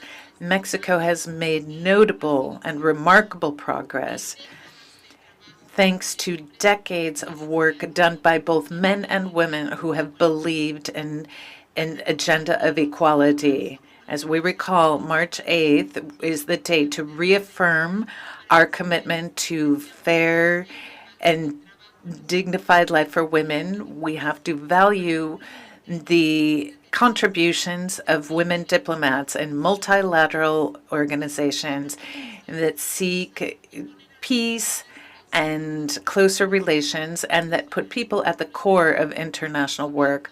Our recognition to the women of the OAS and women who work in our permanent missions. This is the time for women. In Mexico, we have the first woman president in our history. And she did not reach this position on her own. All women's fights were behind her. We look to strengthen public policies to improve women's lives in Mexico.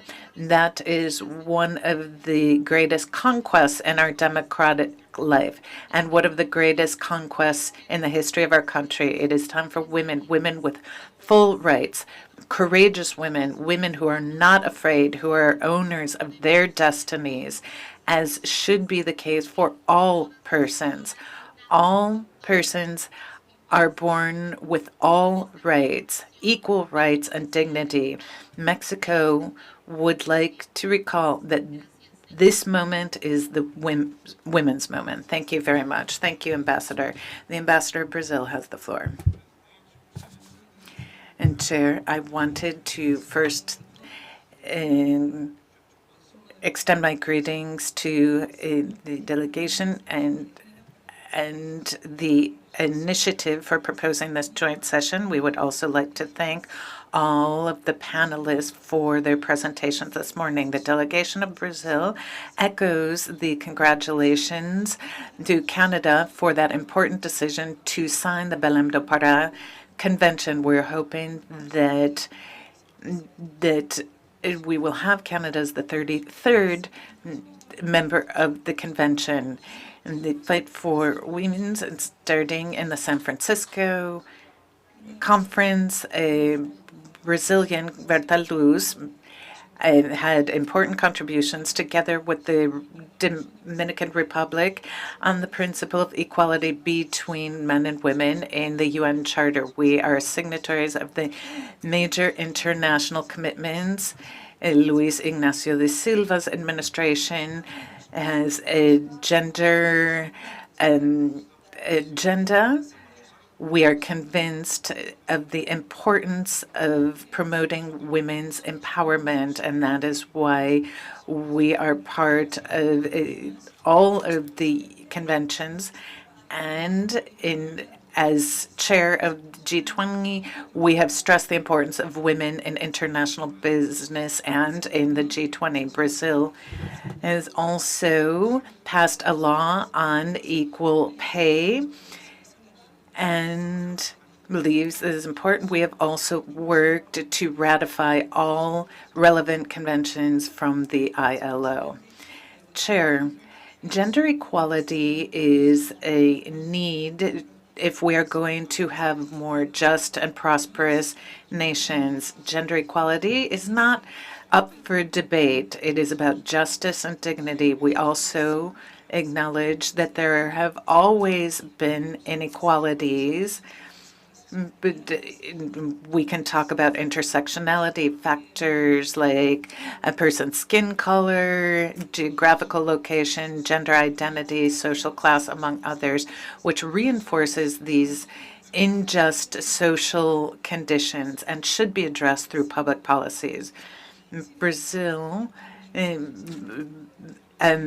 Black women are the primary victims of gender-based violence. They have less access to employment, and in many cases, they are the ones left with all of the caregiving tasks. In terms of our caregiving policies, we have to look at women's time and social relations at work. In order to tackle this reality, we have already noted the ECLEX, Argentina commitment, as well as others. There have to be policies for care. In our ministry, the Ministry of Women, many ministries are coordinating our national plan on caregiving. Brazil it is fighting for equality of men and women, and we have a commitment that choose our defense of the commitments we've undertaken, as well as the elements of both Belém do Pará and the American Convention. We recognize that violations of women's rights are violations of human rights. We are commemorating the 30 years of the Belém do Pará, and Brazil is pleased to see, it would be pleased to extend an invitation to the Conference of the Parties, which will take part, and that will take place in June. Next June, I invite you all to take part in that important event. Thank you very much. Thank you very much, Brazil. The permanent representative of Ecuador is recognized. Thank you very much, Mr. Chairman. My greetings also to the chair of CD. The delegation of Ecuador salutes this joint session to commemorate International Women's Day and would like to extend its thanks to the distinguished panelists for their presentations, We have taken due note of your valuable points on having to do with the topic that brings us here today, autonomous women, young women and girls, empowerment, rights and liberty for all. This is a crucial time where dignity, rights, and liberties for women, young women, and girls worldwide have been recognized as essential elements towards the strengthening and building of our societies. Ecuador's constitution and legal framework establish that all persons are equal under the law and guarantees human rights fully without any distinction based on gender, age, race, or socioeconomic situation.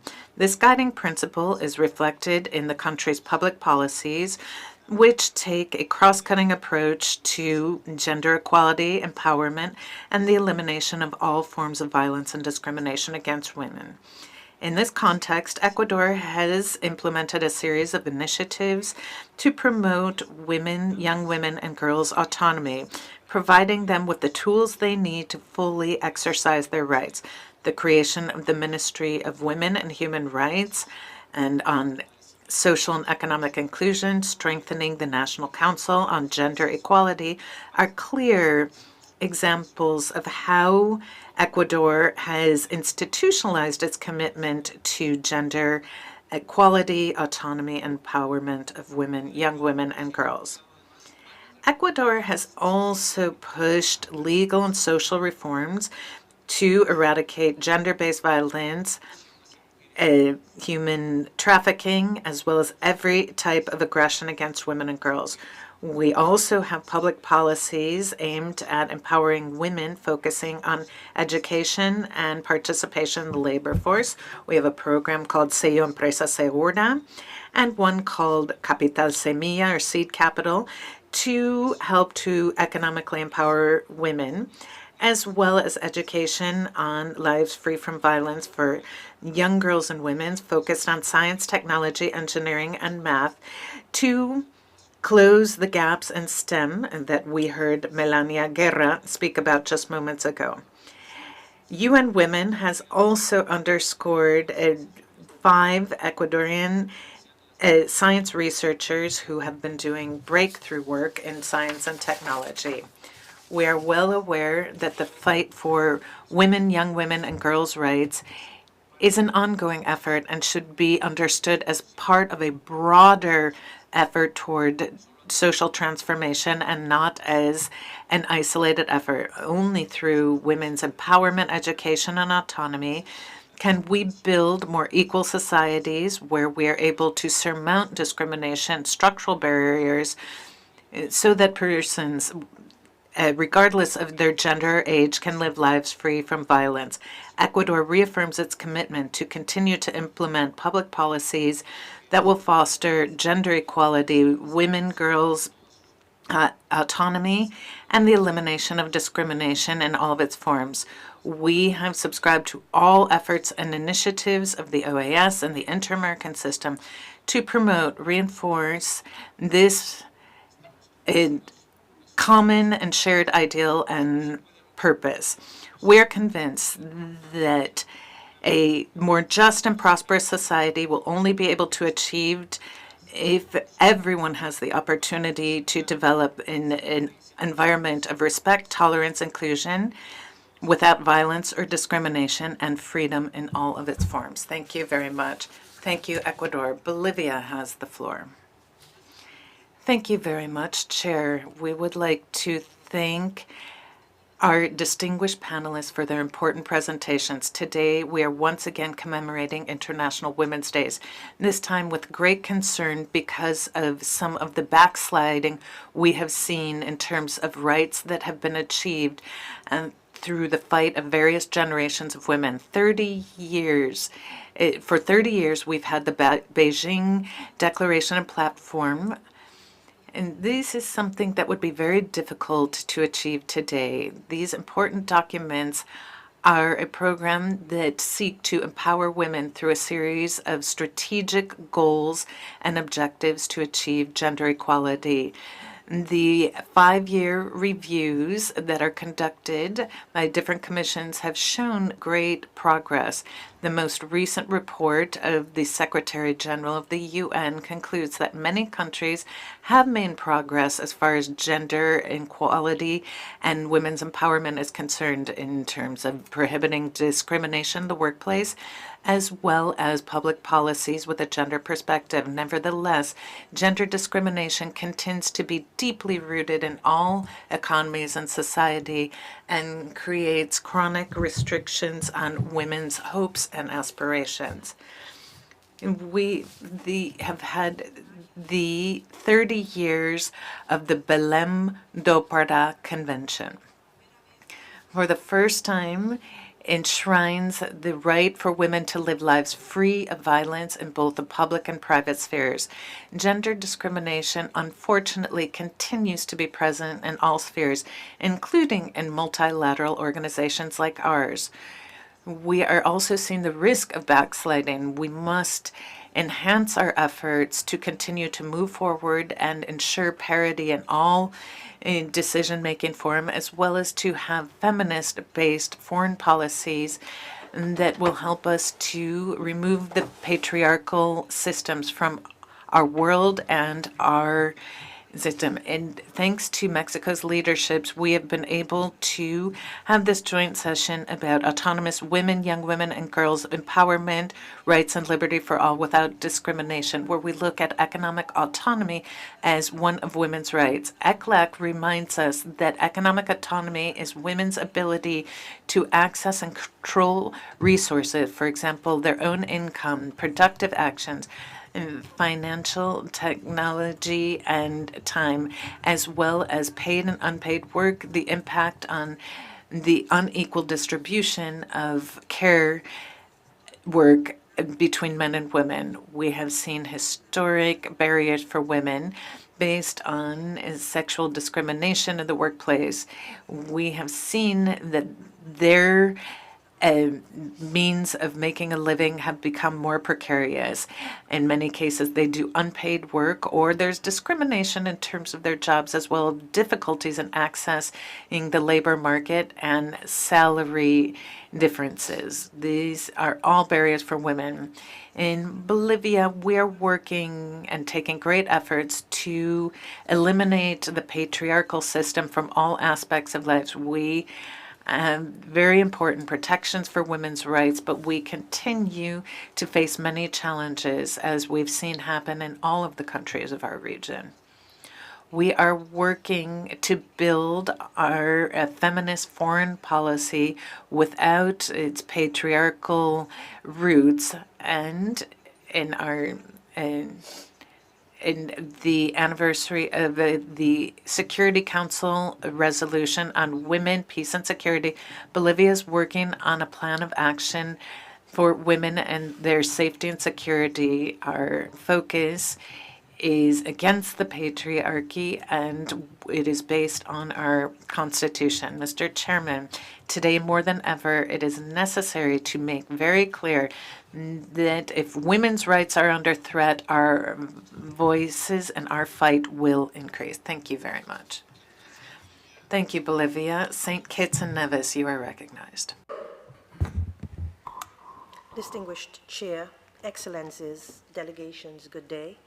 With a special salute to colleagues, sister diplomats, and OAS professionals present.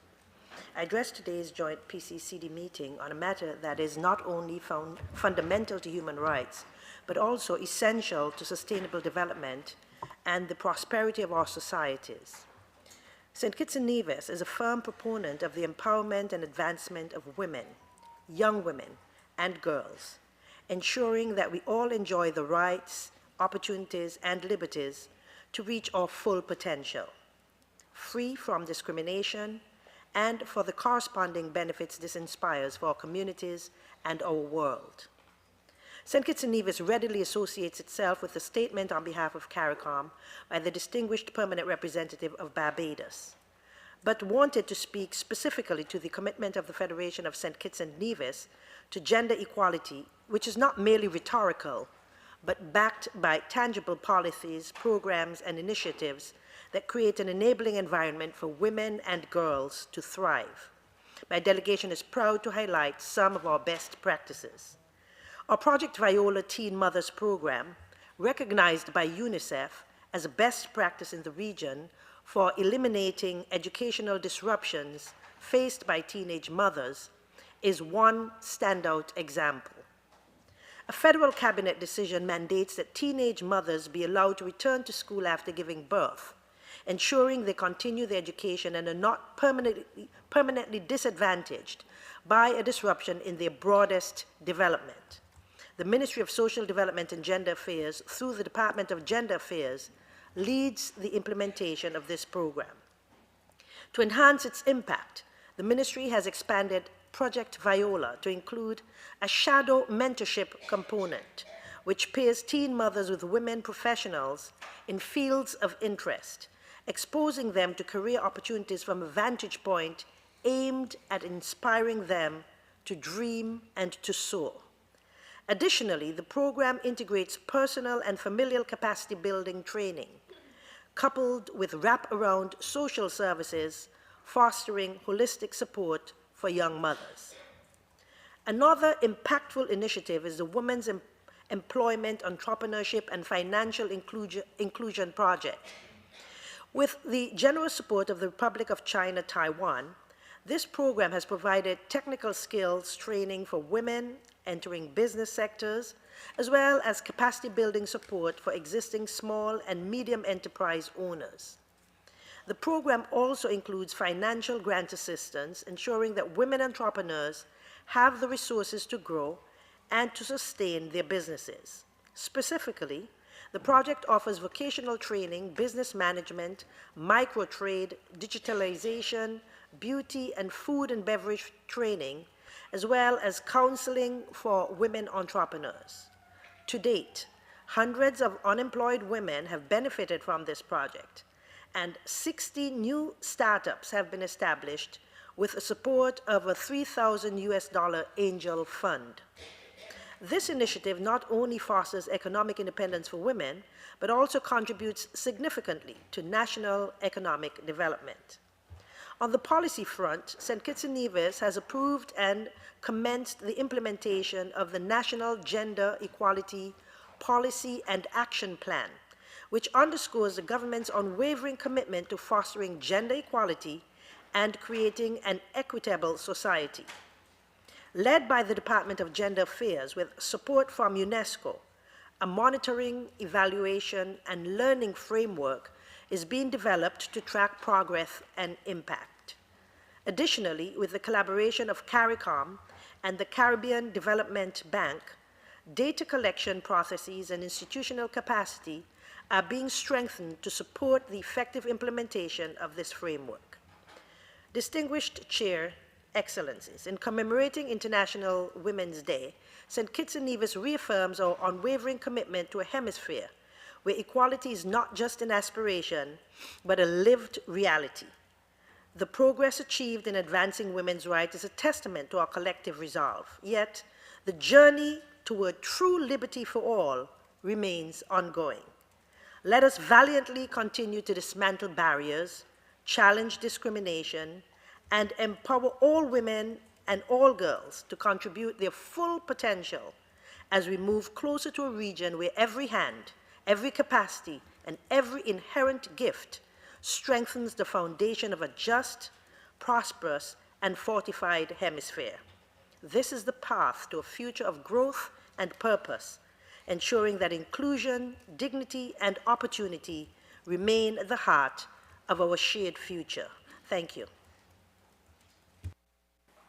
Gracias, St. Kitts y Nevis. La delegación. Thank you. The delegation of Paraguay has the floor.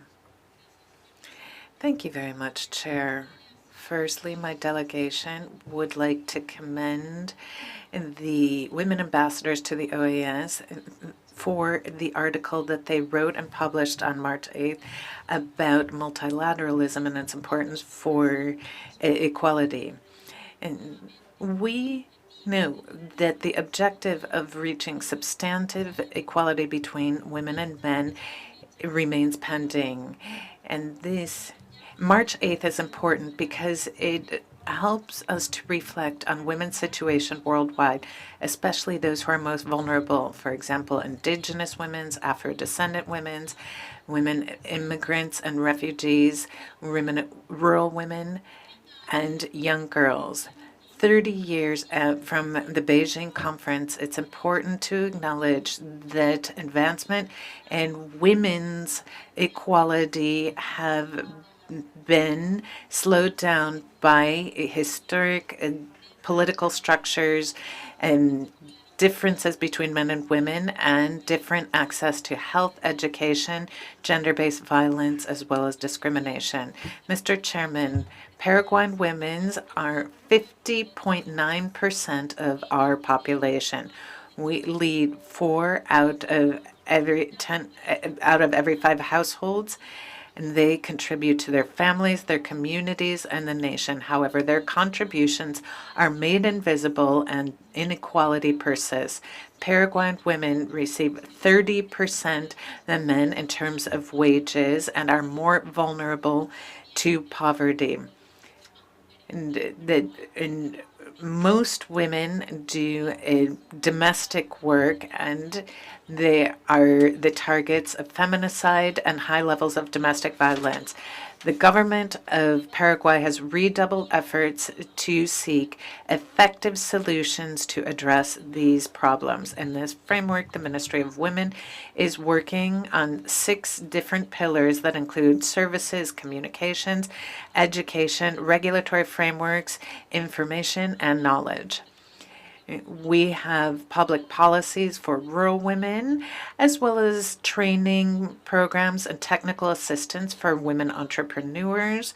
We also have a program to improve violence prevention against women in Paraguay. Currently underway is the process to adopt a plan on caregiving as a way to improve equality in Paraguay. In conclusion, Paraguay truly subscribes to the topic of today. So autonomous women, young women, and girls' empowerment, rights, and liberties for all without discrimination. This is essential for achieving justice, peace, and prosperity for all humanity. Thank you very much. Thank you. El Salvador has the floor. Thank you very much to the Chair of the Permanent Council and the Chair of CD. Thank you also to the delegations that requested this meeting and to the experts who spoke today. We recognize women's contributions as well as those of young women and girls to the development of our countries, and we join this commemoration underscoring the need to build fairer societies by ensuring the empowerment and inclusion of all women and girls. The government of El Salvador recognizes the importance of creating the necessary conditions for women, young women, and girls to exercise their rights on equal terms and to focus efforts on boosting national regulations in that regard. We are aware that we can't talk about equality while millions of women throughout the world continue to face discrimination, violence, and barriers that limit their opportunities and development. When we guarantee the rights of women, young women, and girls, we are investing in the future. A girl who receives education becomes a woman who has the tools she needs to change the future. An empowered woman supports her community, the economy, and breaks cycles of poverty and inequality, not only for herself, but for her family. In El Salvador, we are committed to promote equality and access to decent work and to closing the gender salary gap, as well as addressing issues with the care economy. And we are working to promote the autonomy and economic empowerment of women. We have a strategy that allows public institutions to provide technical support, business advising, access to loans and financial services. From 2020 to 2024, some 71,000 women benefited from these initiatives. We also help women develop their own businesses through a national female entrepreneurship program. Since 2022, it has benefited thousands of female entrepreneurs. We also have an initiative and a loan program that have provided a significant number of loans between 2020 and 2024. This has helped facilitate access to housing for economically and socially vulnerable women. As we saw this morning, to build a sustainable future, we need to promote equal access of women to science. Active participation of female scientists helps provide innovation in various areas, including renewable energy and others. Science should use the talent of women. El Salvador has decided to honor one of our distinguished women in science. And her portrait is in the Gallery of Heroes and Heroines of the Americas. She has contributed to health and research in the country. There are other notable women in the sciences, but they have remained invisible historically, and we encourage member states to address this. This commemoration today is a call to action. At the organization, we need to carry out concerted efforts to address threats facing women, young women, and girls in the Americas, such as gender-based violence, limited access to education, limited political participation, among others. Let us strengthen mechanisms for coordination within the General Secretariat and with other OAS bodies, such as SIM and the Inter-American Institute of Children. We need to train more women and girls in STEM and identify partnerships with other organizations, academia, and public and private organizations. Let us prioritize women, young women, and girls in our agenda as they deserve. Thank you very much. Thank you, El Salvador. The Ambassador of Guatemala has the floor. Thank you very much, Chair.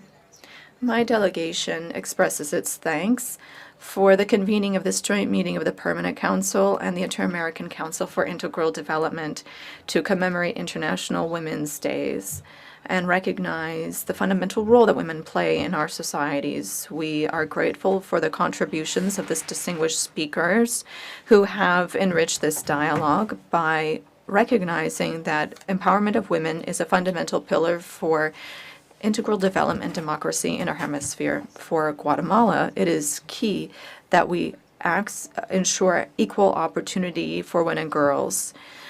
Based on inclusion and non-discrimination, we are guided by Article 2 of the Universal Declaration on Human Rights, which states that all people have rights and freedom without discrimination. Guatemala has ratified all international conventions that protect and promote human rights, such as the Convention to Eliminate All Forms of Discrimination Against Women and the Inter-American Convention to Prevent, Punish, and Eradicate Violence Against Women.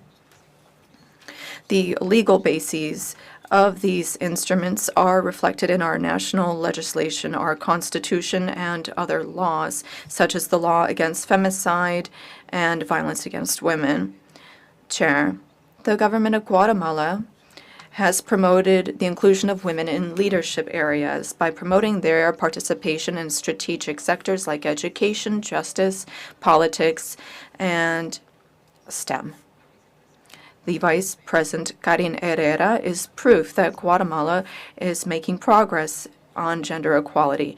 Our government's commitment is also reflected in the composition of the cabinet. There are 5 women, including an indigenous woman, and women are also in high-level positions in various ministries. There is also another law that strengthens women's participation in decision-making, and a recent agreement was reached to help strengthen all of those mechanisms. Currently, the Vice President, is leading a delegation of women and is participating in the current session of the Commission on Women in New York to commemorate the 30th anniversary of the Beijing Declaration and Platform of Action. At this forum, they were able to reiterate work being done on inclusion and the focus on closing equality gaps and preventing teen pregnancy. Other efforts have focused on employment to give women access to job opportunities, loans, and other services. Other organizations focus on security and prevention of violence against women to help prevent crimes against women. There is also a committee that has been committed to work to stop sexual violence. All of these steps show our government's commitment to women so that they can fully exercise their rights and actively contribute to national development, and above all, that they can live in safe places. Beyond public policies, women in Guatemala have agency to transform their communities. Every woman has a story and a deep impact on those around her. We don't always know their names, but their contributions need to be recognized. These brave women contribute to building a more just and equitable society. There are other initiatives to make women's work more visible in Guatemala. There is a magazine that is published by an entity that focuses on science and technology. This year, as part of the commemoration, events have been held to bring together well-known women in the public and private sectors. Colleagues, despite the progress we've made, there is still a great deal of work to be done. The commemoration of International Women's Day reminds us that equality and gender equality specifically is a shared responsibility, and we must take concrete action. Guatemala upholds its commitment to work together to protect and promote women's human rights, eradicate all forms of discrimination and violence against women, and guarantee their autonomy and development in all spheres of life. Thank you. Thank you, Guatemala. I offer the floor to Uruguay. Thank you, Chair. Uruguay is pleased that this joint meeting has been held. We thank the proposing countries as well as the panelists who are with us this morning.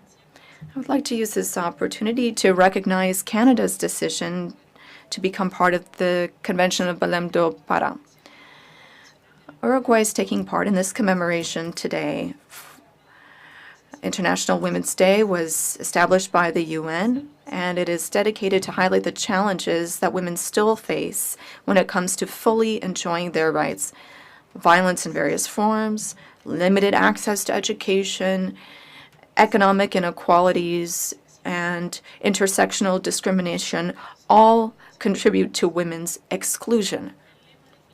The theme for UN Women for this year, for all women and girls' rights, equality, and empowerment, is a call to increase equal rights and opportunities for all, and a feminist future that ensures equity and elimination of gender-based barriers.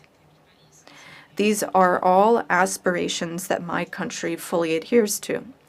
Chair, the new government in Uruguay, through the National Institute of Women, which is the main body on gender equality policies in the country, has presented an initial list of commitments for the executive branch. This recognizes initial measures taken by various ministries to address women's rights in public policy. This is a fundamental aspect of democracy and sustainable development, rather. An example of this is the Ministry of Public Health in Uruguay, which is committed to strengthening the health system and ensure universal access to quality services with a comprehensive intersectional approach to address inequalities that affect women in all of their diversity throughout their entire life cycle, considering variables such as disability, ethnicity, human mobility, and social health vulnerability. Chair, 30 years after the adoption of the Beijing Declaration and Platform of Action and the Inter-American Convention on the Prevention, Punishment, and Eradication of Violence Against Women, we must recognize the progress made in terms of legal protection, access to services, women's participation, and changes to social norms, ideas, and stereotypes. However, major political and civil, economic, cultural barriers persist, and they prevent women and girls from fully enjoying their rights, freedoms, and autonomy. For this reason, at this commemoration of International Women's Day, Uruguay reaffirms its commitment when all women make progress, society makes progress too. Thank you very much, Chair. Thank you, Uruguay. I offer the floor to the delegation of Colombia. Thank you, Chair. Chairs, distinguished representatives, honorable delegations, and women of the Americas, the delegation of Colombia expresses thanks to the panelists for their invaluable remarks during today's sessions.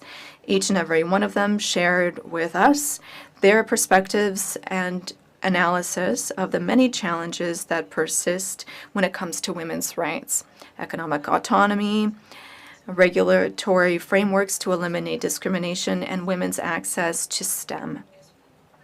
It is an honor for me as a Colombian woman to reaffirm the commitment of President Petro's administration to gender equality and elimination of all forms of discrimination. We understand that women's autonomy is essential for a fair and inclusive society. In light of this, Colombia has prioritized the economic autonomy of women and eliminated barriers to employment, salary gaps, and has also promoted financing for female entrepreneurs. Another key aspect that we've looked at is recognizing the economy of care. For centuries, women have mainly been the ones carrying out unpaid care work, which limits their opportunities in other areas of life. Colombia is working to redistribute this by adopting policies that enable more women to access the job market and personal development. Ensuring access to education, health, and social protection is also crucial, especially when it comes to strengthening sexual and reproductive rights, which enable young women and girls to make informed decisions about their bodies and life plans. Another key pillar is political participation and the presence of women in leadership positions, as well as strengthening democracy. Colombia actively promotes the inclusion of women in elected office, diplomacy, and other public positions so that their voices can be heard and the policies that shape their future and societies include their voices. But to do all this, we need to eradicate violence against women, another significant barrier. Colombia's work to prevent, punish all forms of violence against women so that no woman has to live in fear. Crucial challenge is ensuring participation of women in STEM, which are key sectors for transforming our societies. We recognize the leadership of women in the Americas in these areas, and we are working on training and mentoring programs to further close these gaps. Economic autonomy for women is also a part of initiatives that we are promoting throughout the country, especially in regions with a lot of challenges, including Amazonia and Pacifico Sur, among others. Chairs and colleagues, we reaffirm our commitment to economic autonomy, political participation, and eradication of gender-based violence. We cannot backslide. For this reason, Colombia will attend the Assembly of SIM, which will take place in April of this year in Cartagena. The theme is to strengthen policies and strategies to promote the right to economic autonomy of women. This is very much in line with the theme of today's session. Once again, we reaffirm our commitment to an inclusive society. It is our duty to move forward decisively to ensure women's economic autonomy, as well as their political participation and elimination of gender-based violence. Colombia recognizes all women in the Americas, and we once again call upon all of us to continue to fight for their autonomy. We need transformation and elimination of barriers to have a safer and more prosperous future for all humankind. Thank you. Thank you very much, Colombia. I offer the floor to Canada. Thank you very much, Chair of the Permanent Council, Chair of CD, Secretary General. The International Women's Day and its theme invites us to reflect upon the progress that we have made and the work that remains to be done in order to promote the rights and empowerment of all women and girls so that they can fully enjoy their autonomy. This exercise in reflection would be incomplete without recognizing the fact that 2025 is the 30th anniversary of the Beijing Declaration and Platform of Action. This is a global commitment, one that is historic, and affirms gender equality. 30 years ago, Canada was very proud to join its international partners in adopting this bold plan to promote the rights of women and girls worldwide. Since that time, Canada has made undeniable progress in terms of legal protections for women and girls and greater participation of women in decision-making. At the international level, there is greater recognition of the fact that gender equality is essential for sustainable development and for peace. Canada has been committed to gender equality for a long time. We have taken specific measures to eliminate systemic barriers and harmful practices that prevent women and girls from realizing their full potential. This includes their economic development and the ability to contribute to the prosperity of their families, countries, and communities. While there has been significant progress, we all know much work remains to be done. Women still face systemic barriers to education, to their sexual and reproductive health rights, to career advancement, to fair wages, and that is to name just a few. For example, in 2024, Canadian women earned only 89 cents for every dollar earned by a man, suggesting a pay gap of 11%. The pay gap is even larger for racialized, Indigenous, migrant women and women with disabilities. This is what we mean when we need to empower with rights and liberties for all without discrimination. Gender equality is not a one-size-fits-all, and systemic barriers must be addressed with intentionality and precision.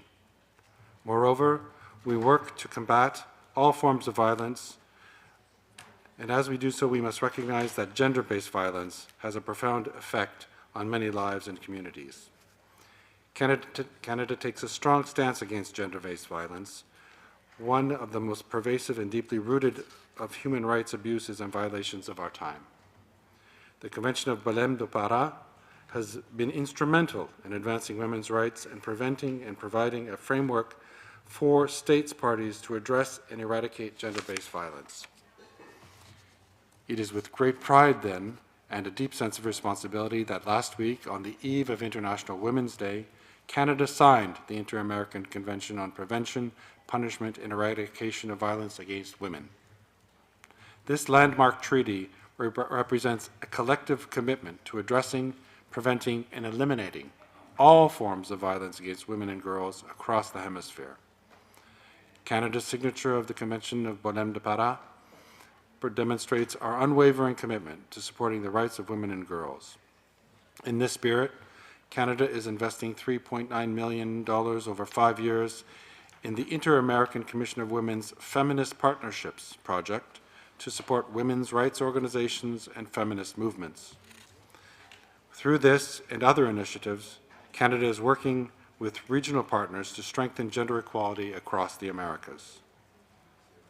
Guided by our long-standing commitments, including the National Action Plan on Women, Peace and Security, Canada continues to advance gender equality and ensure women's full, equal, and meaningful participation in conflict prevention, resolution, and peace building. Gender equality is more than a goal. It is the foundation of a stronger economy, a fairer society, and a better future for all. It remains, however, a promise unfulfilled.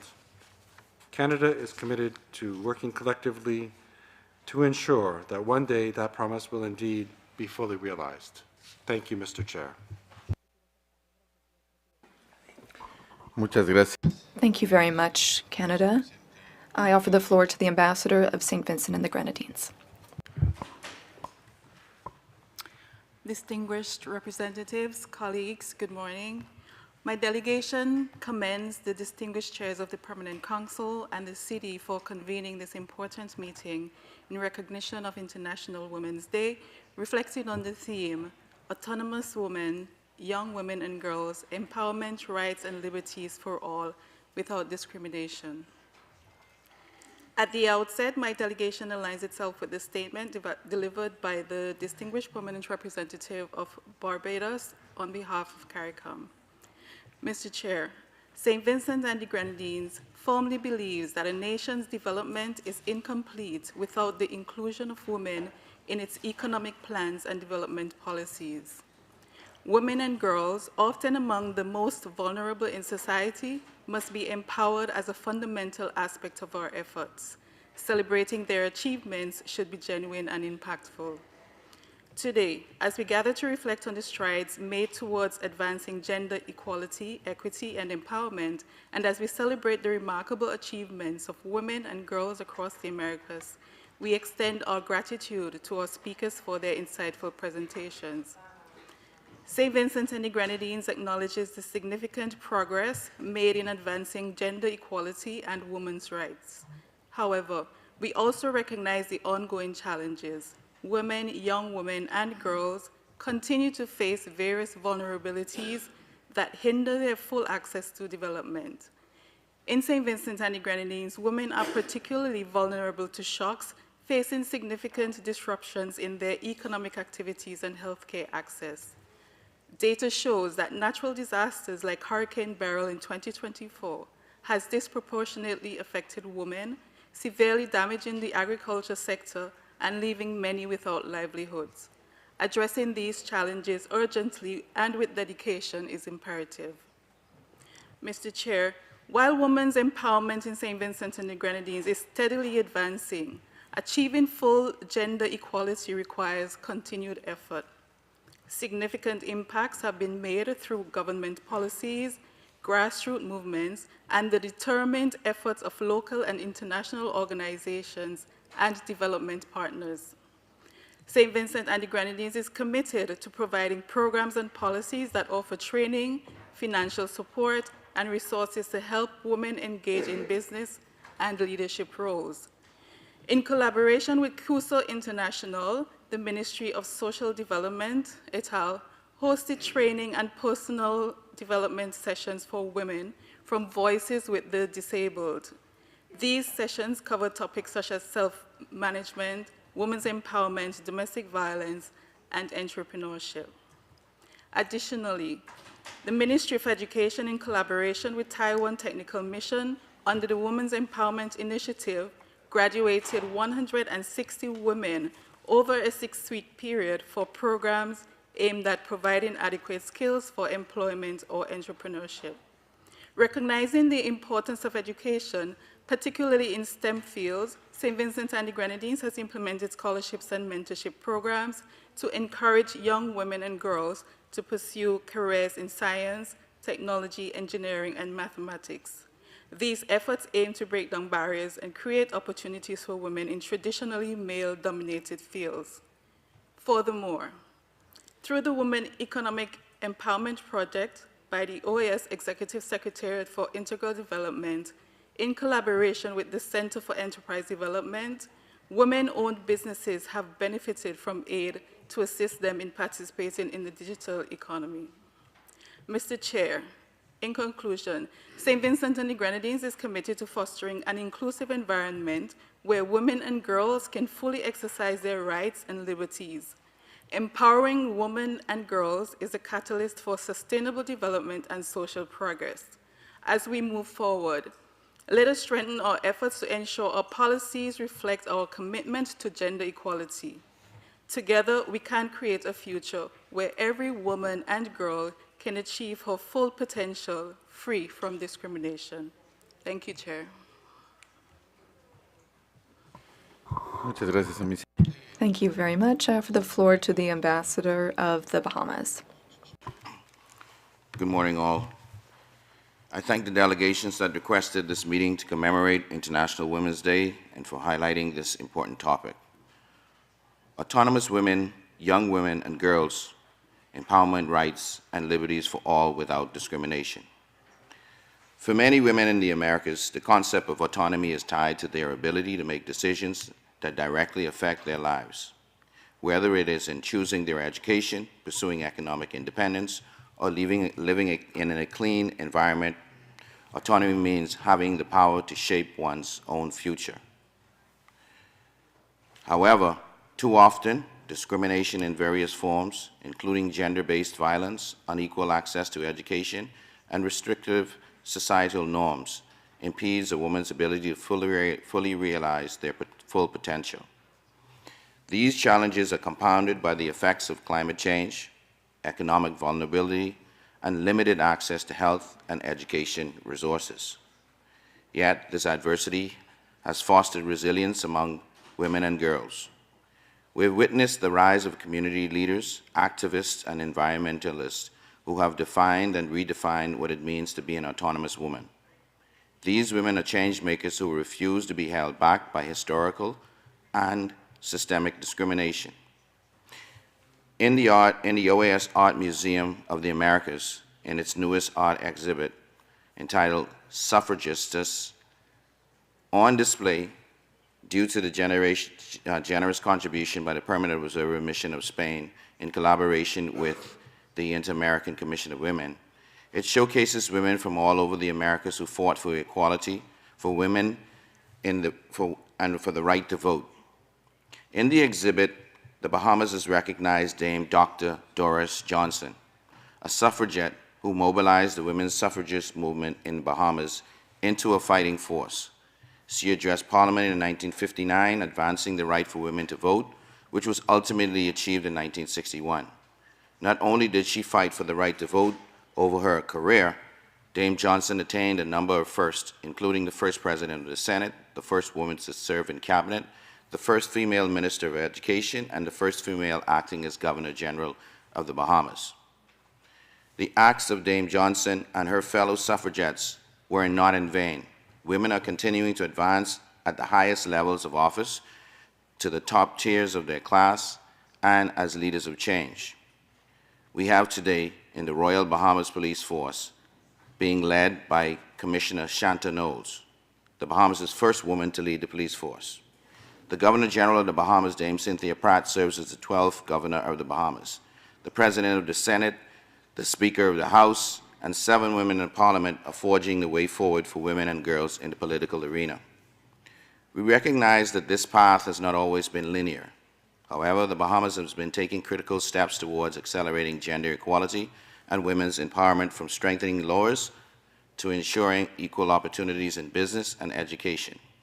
We are committed to accelerating opportunities for women across our nation. The Bahamas has advanced a candidate for the ICHR, Ms. Marian Bethel, who served 2 terms on the United Nations Committee on Elimination for Discrimination Against Women, where she was recognized for her commitment for strengthening human rights and the frameworks and working in the Caribbean and beyond. Through her work in CEDAW, she worked to advocate for global gender equality, ensuring women's rights are upheld through international legal frameworks. And her candidacy highlights the Bahamas' commitment to elevating the experience that she has as a candidate to the highest level, not only domestically, but regionally. To offer a powerful quote from Dame Doris Johnson on women's inequality during her historic 1959 address to the Bahamian Parliament, she passionately advocated for women's rights.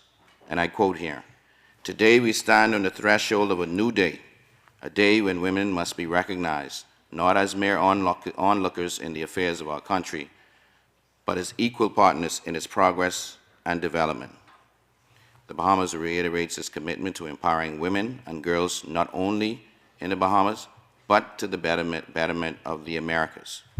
The prosperity of women and girls is essential for building a better Americas whereby economic opportunities and safe living conditions and a clean environment are not just within reach, but accessible to all. Chair, I thank you and the Council for its kind attention. Gracias. Thank you to the Bahamas. The ambassador from Chile is recognized. Thank you very much, chairs. It is a special honor for Chile to be one of those who requested this joint session. It is aligned with our feminist policies, and I would like to thank the panelists for their excellent presentations.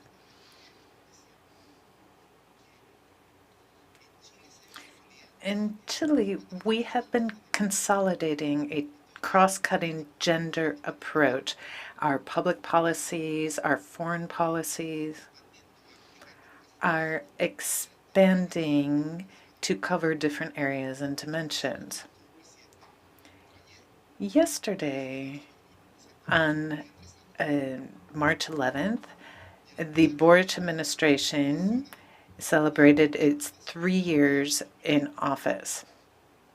If we go back to 2021, during his campaign, candidate Boric talked about a feminist government and policies. 3 years later, we could talk about different public policies that have arisen from that promise. But we also have to look at the day-to-day. Let me share some stories. For some time now in Chile, we would speak with some irony about different levels of the heart.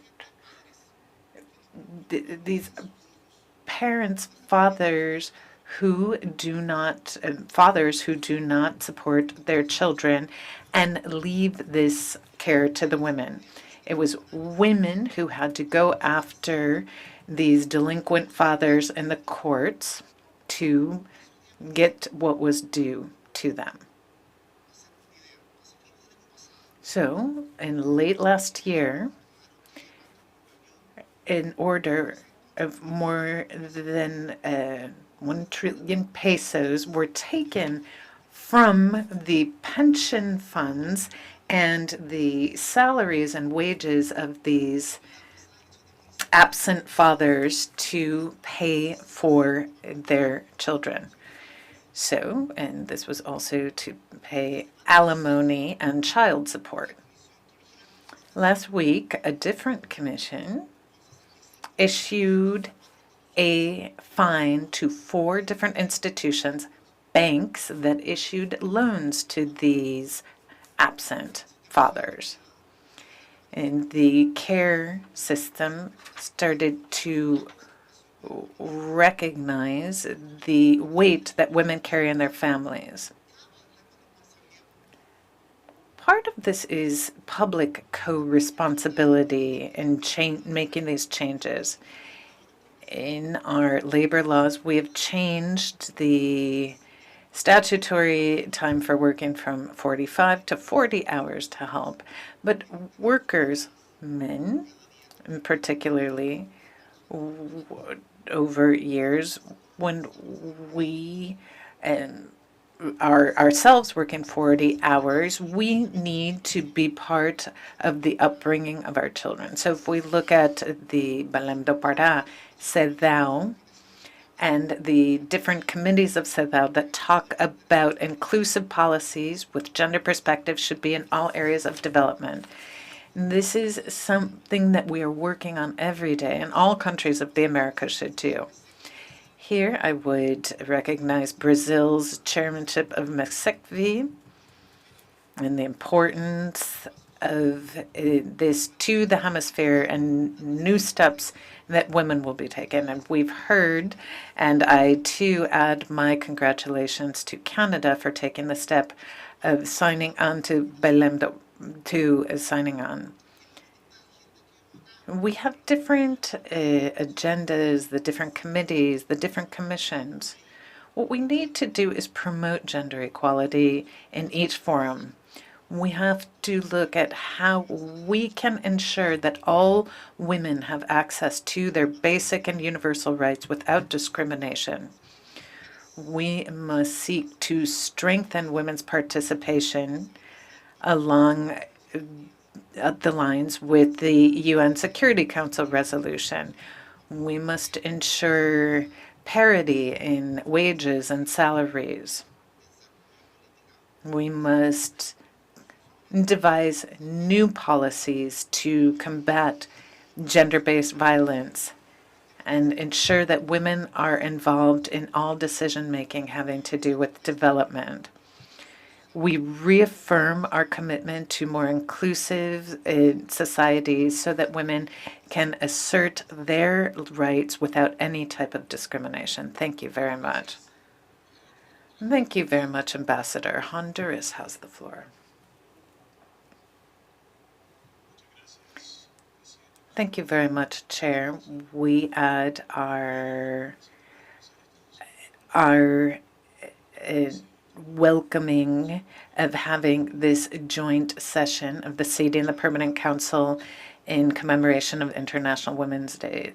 Women and women's rights are a cornerstone to our societies. Their contributions, economic and political and social, reinforce the social fabric and also push forward sustainable development and the consolidation of democracy.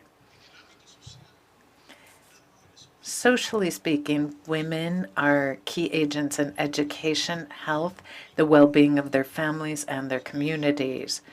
Their leadership contributes to reducing poverty and increasing opportunities. It creates more resilient and inclusive societies. Economically speaking, women's empowerment is not simply a matter of justice. It is also an intelligent strategy, and that has been proven time and time again. Bringing more women into the labor force and supporting equal access to financial, technological access, as well as support for women entrepreneurs will help economic development and growth in our countries. In terms of democracy, women's active participation in decision-making is key to ensuring more just and representative societies. The inclusion of women in leadership roles and in policy development helps to build more solid, transparent democracies that are sensitive to the needs of all citizens. Mr. Chairman, we are proud to state that Honduras is one of the few countries in the region to be led by a woman, Xiomara Castro, our president. She has been able to add her grain of sand to this and break that glass ceiling. Our Supreme Court is presided by the Honorable Rebecca Raquel, who is another incredible woman. So 2 of the 3 branches of government are being led by women in Honduras. I also wanted to note that Reina Joya is being presented as a candidate for being a commissioner in the IACHR. And so we very much value women in senior and leadership positions. Last Sunday, the public parties selected their leaders with a view to the elections we will be having in November. Rixi Moncada was named a candidate to lead the party. She is from the current ruling party. And Ms. Moncada is the current Minister of Defense, which is yet another senior level position being led by a woman. This is testament to our country's commitment to the recognition and promotion of women's leadership. As we commemorate International Women's Day, we wish to renew our commitment to foster initiatives that will strengthen women's roles in all aspects of society. And their leadership, autonomy, and well-being are fundamental pillars. Thank you very much. Thank you very much, Honduras. The delegation of the United States is recognized. The United States strongly supports the protection and empowerment of women and girls, ensuring their human rights are upheld, including here in our hemisphere. Women's economic security, participation in decision-making, and protection from violence are essential to regional stability and prosperity. As Secretary Rubio has noted, what happens in the region is going to impact us directly sooner rather than something that is happening in another part of the world. Higher rates of violence against women and girls, including gang-related violence, are a significant and overlooked driver of illegal immigration, directly affecting regional security and public safety in the United States. Illegal immigration also exposes women and girls to exploitation, human trafficking, forced labor, sexual violence, and other situations. Protecting the safety and dignity of women and girls must be at the center of efforts to address illegal immigration and secure the U.S. border. The United States has long been committed to advancing the role of women in peace and security. In 2017, President Trump signed the Women, Peace and Security Act, the first comprehensive law in the world on this issue. This historic legislation continues to guide U.S. efforts to prevent and resolve conflicts that threaten U.S. national security, which cannot be achieved without the meaningful participation and safety of women and girls. Economic opportunity is also key to women's empowerment. Discrimination and limited access to economic resources force many women and their families to immigrate. In 2019, President Trump established the Women's Global Development and Prosperity Initiative, the first whole-of-government effort to advance women's economic empowerment globally. Since its launch, this initiative has reached over 12 million women worldwide, including in our region. In addition, the Women's Entrepreneurship and Economic Empowerment Act has reinforced U.S. efforts to support women-led businesses, workforce participation, and access to financial resources. Strengthening women's economic security provides a strategic advantage, differentiating the United States' commitment to opportunity, fairness, and prosperity from the exploitive approaches of other actors, such as China. A more empowered female workforce not only drives prosperity across our hemisphere, but also strengthens economic ties with U.S. businesses. The safety and well-being of women and girls remain fundamental to U.S. domestic and foreign policy. High rates of violence against women and girls, including those perpetrated by transnational criminal organizations, threaten families, drive instability, and undermine regional security. Ensuring that women and girls are protected from all forms of violence must be central to our collective efforts to build safer, more stable societies in our region. Recently, President Trump articulated his administration's approach to gender policy by reinstating the recognition of biological sex in U.S. government documentation. He signed an executive order that eliminates the X gender marker on official U.S. government documents, including passports, and reinstates policies that recognize women as biologically female and men as biologically male. In addition, President Trump's executive order on women's sports underscores fair competition for female athletes by directing the Department of Education and other agencies to take action against institutions that fail to uphold Title IX protections for women. This is a U.S. federal law that prohibits sex-based discrimination in any education program or activity receiving federal financial assistance. As we commemorate International Women's Day, the United States remains committed to advancing women's empowerment in all aspects of life, economic, political, and social. We look forward to continuing our partnership with the OAS and our regional allies to protect women's rights, promote economic opportunity, and advance security for women and girls across our hemisphere. Thank you for your attention, Chair. Muchas gracias. Thank you very much, United States. The delegation of Haiti has the floor. Mr. Ambassador. Bonjour à tous. Good afternoon, everyone. Chair, the Haitian delegation would like to commend you and the member states who asked for this meeting to take place to commemorate International Women's Day. The theme being autonomous women, young women and girls, empowerment, rights, and liberties for all without discrimination. This commemoration seeks to pay tribute to women, and it is also an opportunity for us to reflect upon the condition of women in the region, specifically in my country. Within our organization, we welcome the work of SIM, which works tirelessly to promote women's rights and girls' rights in the Americas. Chair, this commemoration on women's rights invites all of us to further strengthen women's leadership. This type of leadership is enlightened, progressive, participatory, and beneficial for all. Women have already held positions throughout the Haitian administration, including the presidency and office of the Prime Minister.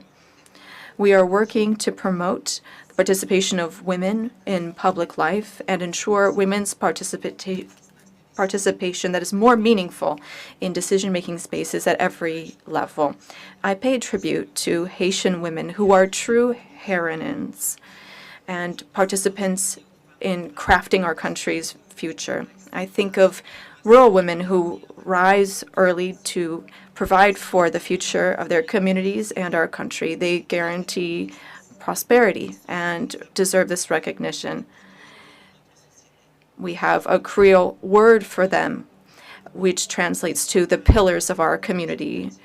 This is why we encourage activities to promote women's economic autonomy. Public policies for women are led by the Ministry of Women's Rights and Women's Affairs, which is the body tasked with enforcing public policies in this area. Chair, my country has taken many commitments to protect the rights of women and girls. The Haitian government has ratified most conventions on women's rights, including the Inter-American Convention for the Prevention, Punishment, and Eradication of Violence Against Women, the Convention of Belém do Pará, and the Convention on the Elimination of All Forms of Discrimination Against Women. In addition to the conventions we have ratified, in 2011, the Haitian Congress introduced the concept of parity to ensure that at least 30% of positions in the government are held by women. The Haitian government is also carrying out programs to promote women's rights. These include a policy on gender parity, the plan to fight violence against women and girls,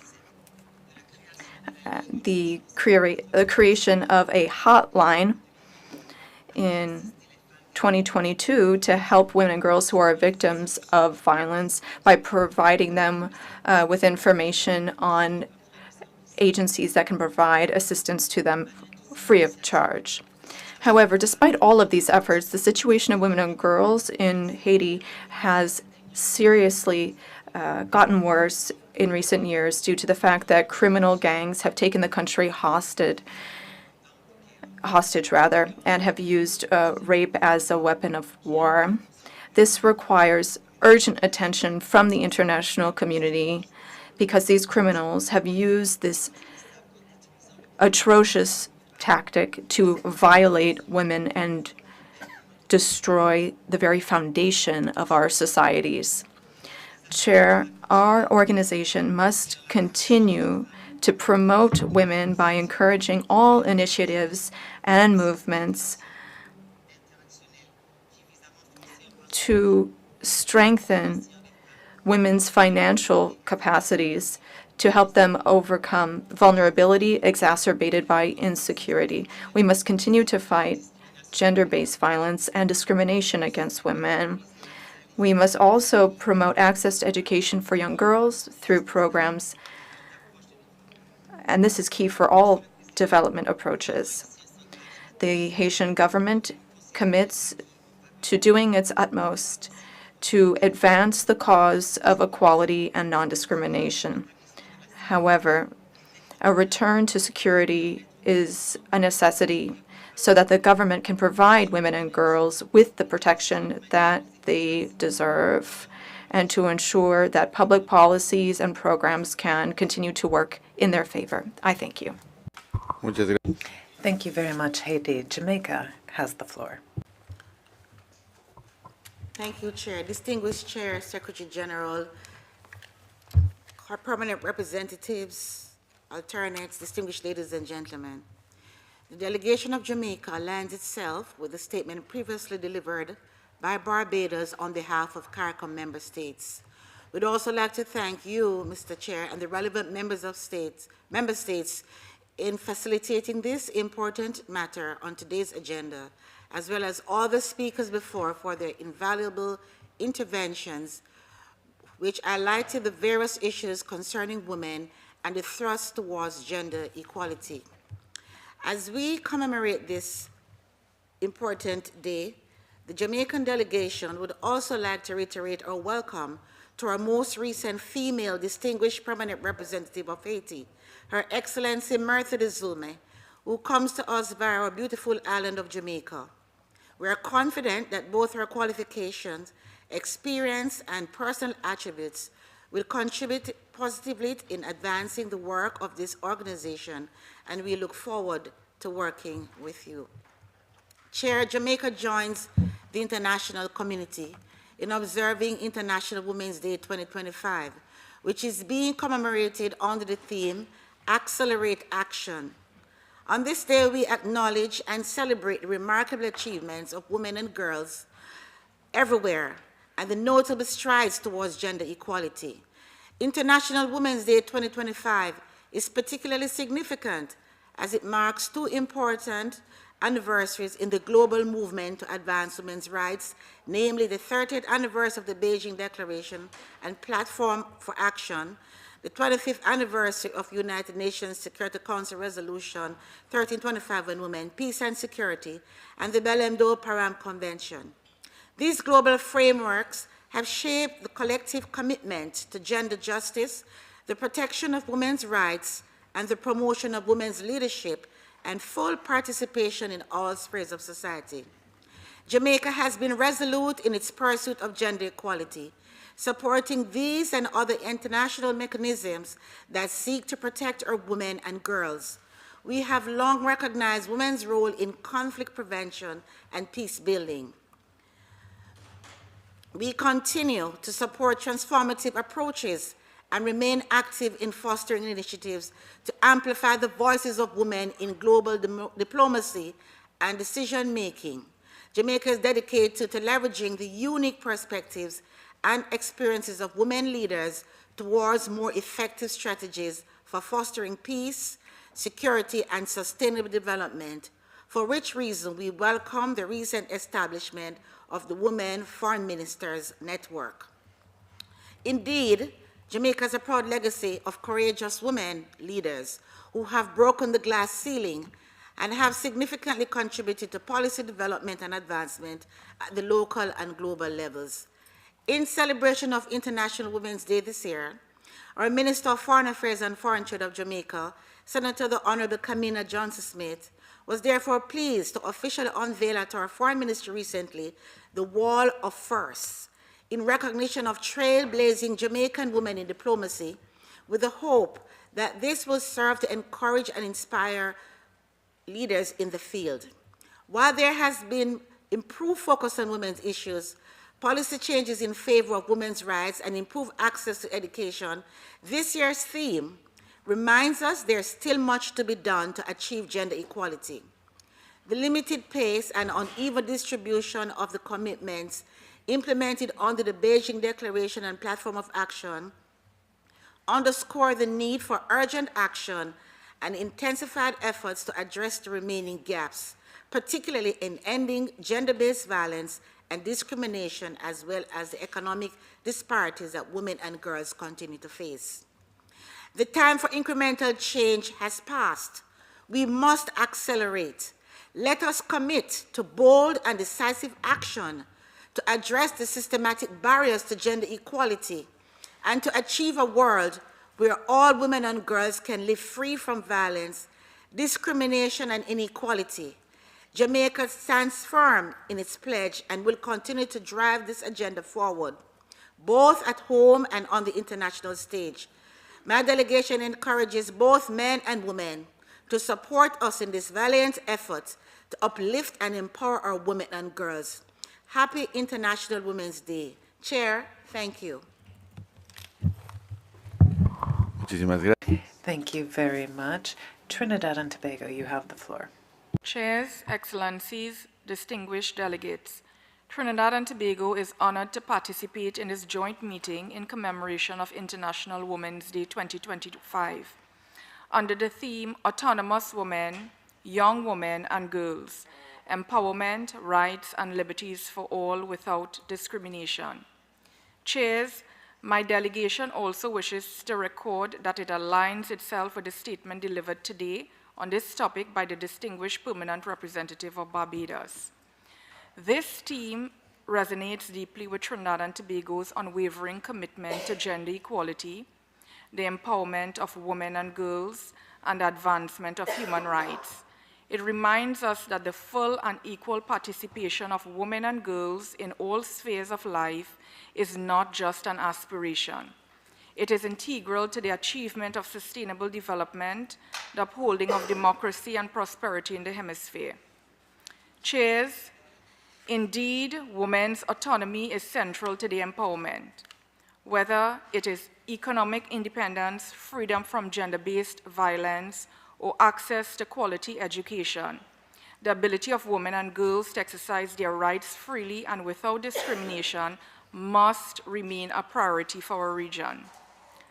To this end, Trinidad and Tobago continues to take concrete steps towards ensuring that women and young girls are equipped with the tools and opportunities to thrive.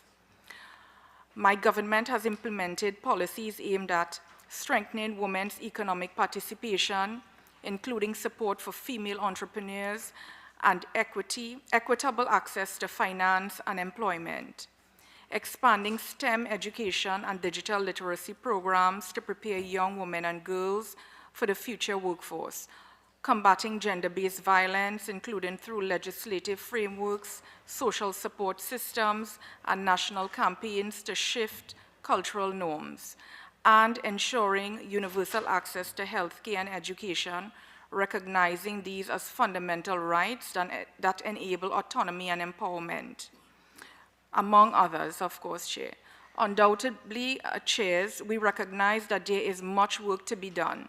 While the Caribbean region has distinguished itself as a world leader in the prevalence of women managers in business, the gender gap in leadership and decision-making remains a challenge across the globe, as does the persistent inequality faced by women in vulnerable communities, including indigenous women, Afro-descendant women, rural women, and those living in poverty. At the regional level, Trinidad and Tobago reaffirms its support for the Inter-American Commission on Women, SIM, and the ongoing efforts of the OAS to advance gender equality and strengthen the institutional mechanisms that protect and promote women's rights. Moreover, as a signatory to the Belém do Pará Convention, Trinidad and Tobago remains committed to its implementation. At this juncture, my delegation wishes to congratulate Canada on recently becoming a signatory to this convention. Chairs, my delegation also wishes to underscore the importance of cooperation and knowledge sharing among member states to accelerate progress in achieving gender parity across all sectors. As we commemorate this important day, let us reaffirm our collective commitment to building an inclusive and equitable hemisphere where all women, young women, and girls can enjoy their rights, exercise their freedoms, and contribute meaningfully to their communities without discrimination. This is not just a moral imperative, it is essential for progress and prosperity in our societies. Trinidad and Tobago remains steadfast in this pursuit, and we look forward to continued collaboration with our OAS partners to make gender equality a lived reality for all. Cheers. Thank you.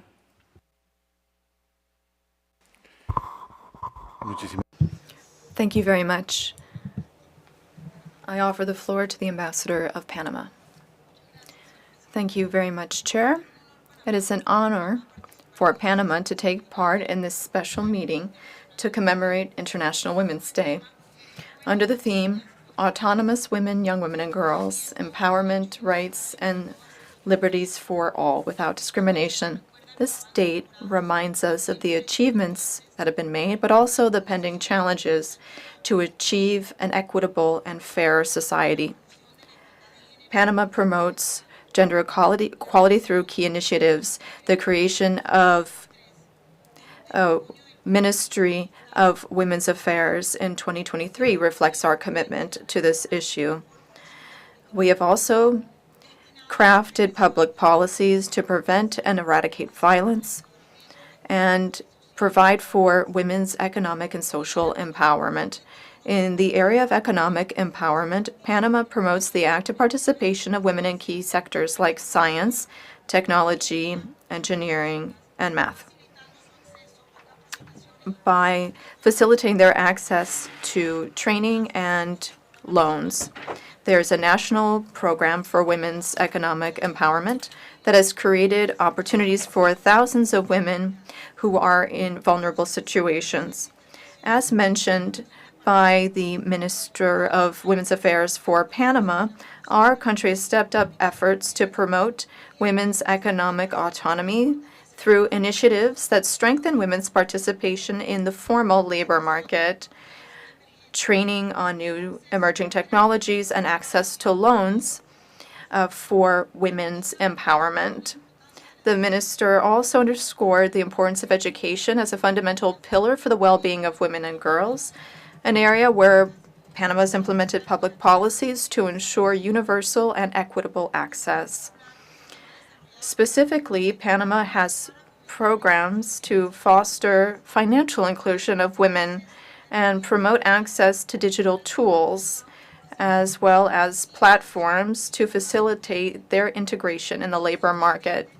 In addition, national campaigns have taken place to raise awareness on the co-responsibility that exists to eliminate gender stereotypes that limits women's opportunities for development. Another key aspect of our policy is eradicating violence against women and girls.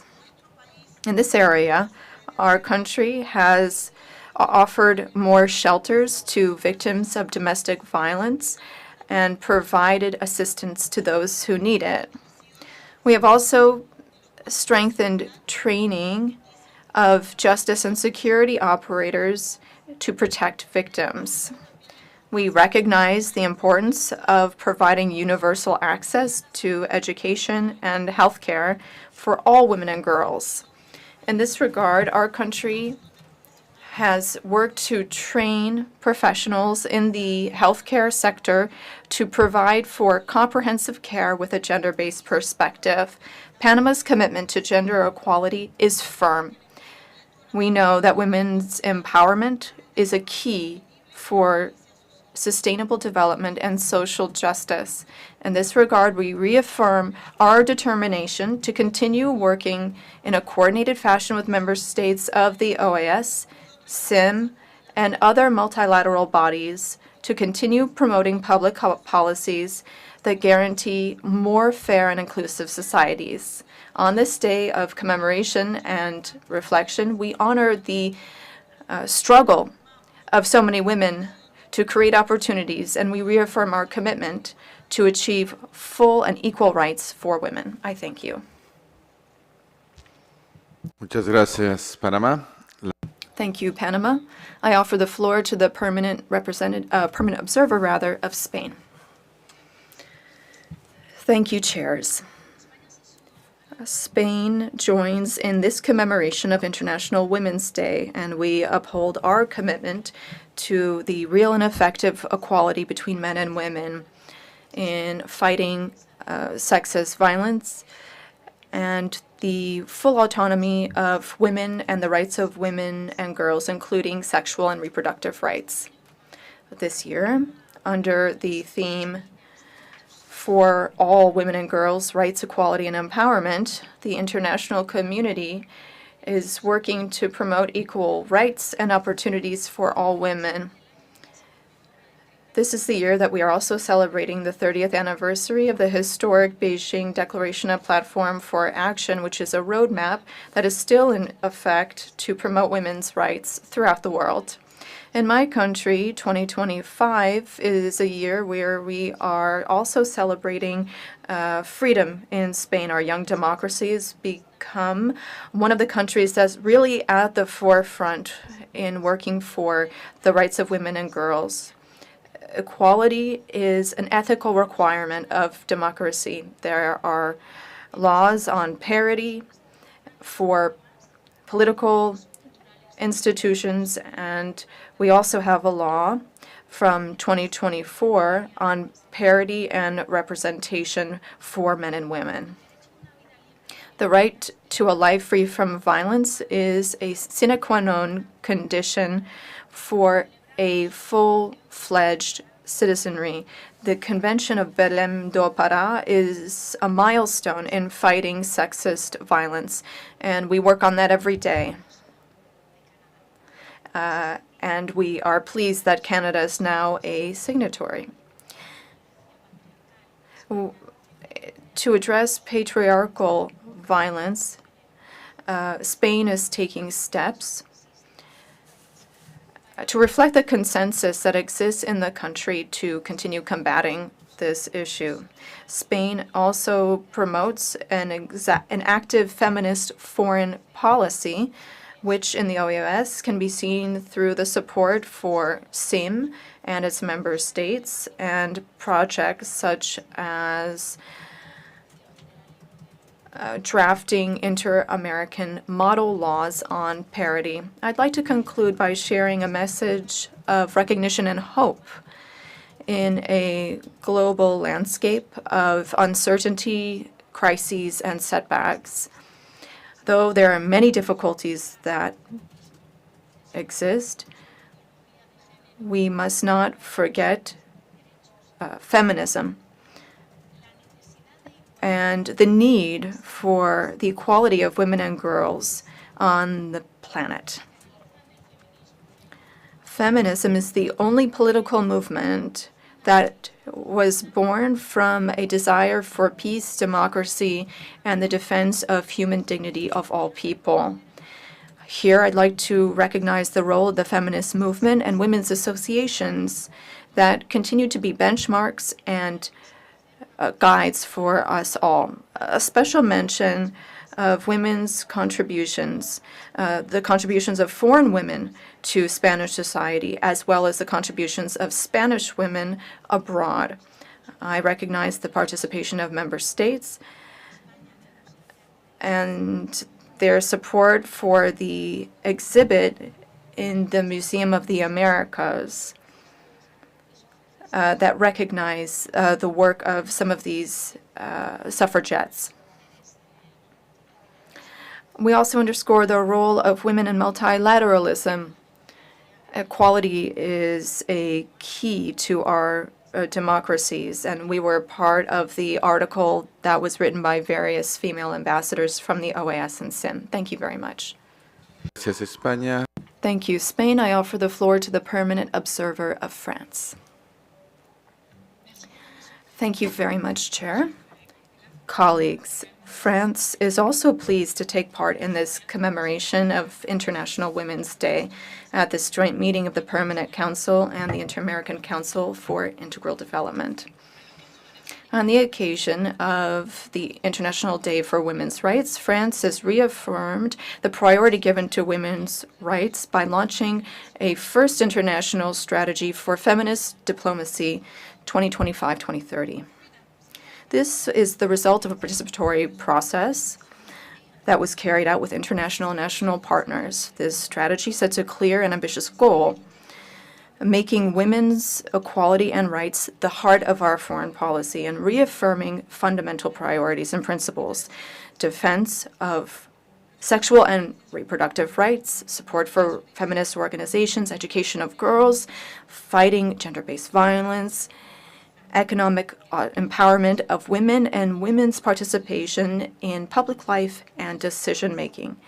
On 7 March, Jean-Marc Barrot, our Minister of Foreign Affairs, made announcements about these commitments. The French network of diplomats and consulates has worked to implement this feminist policy on the ground and to help protect nationals who are victims of violence abroad.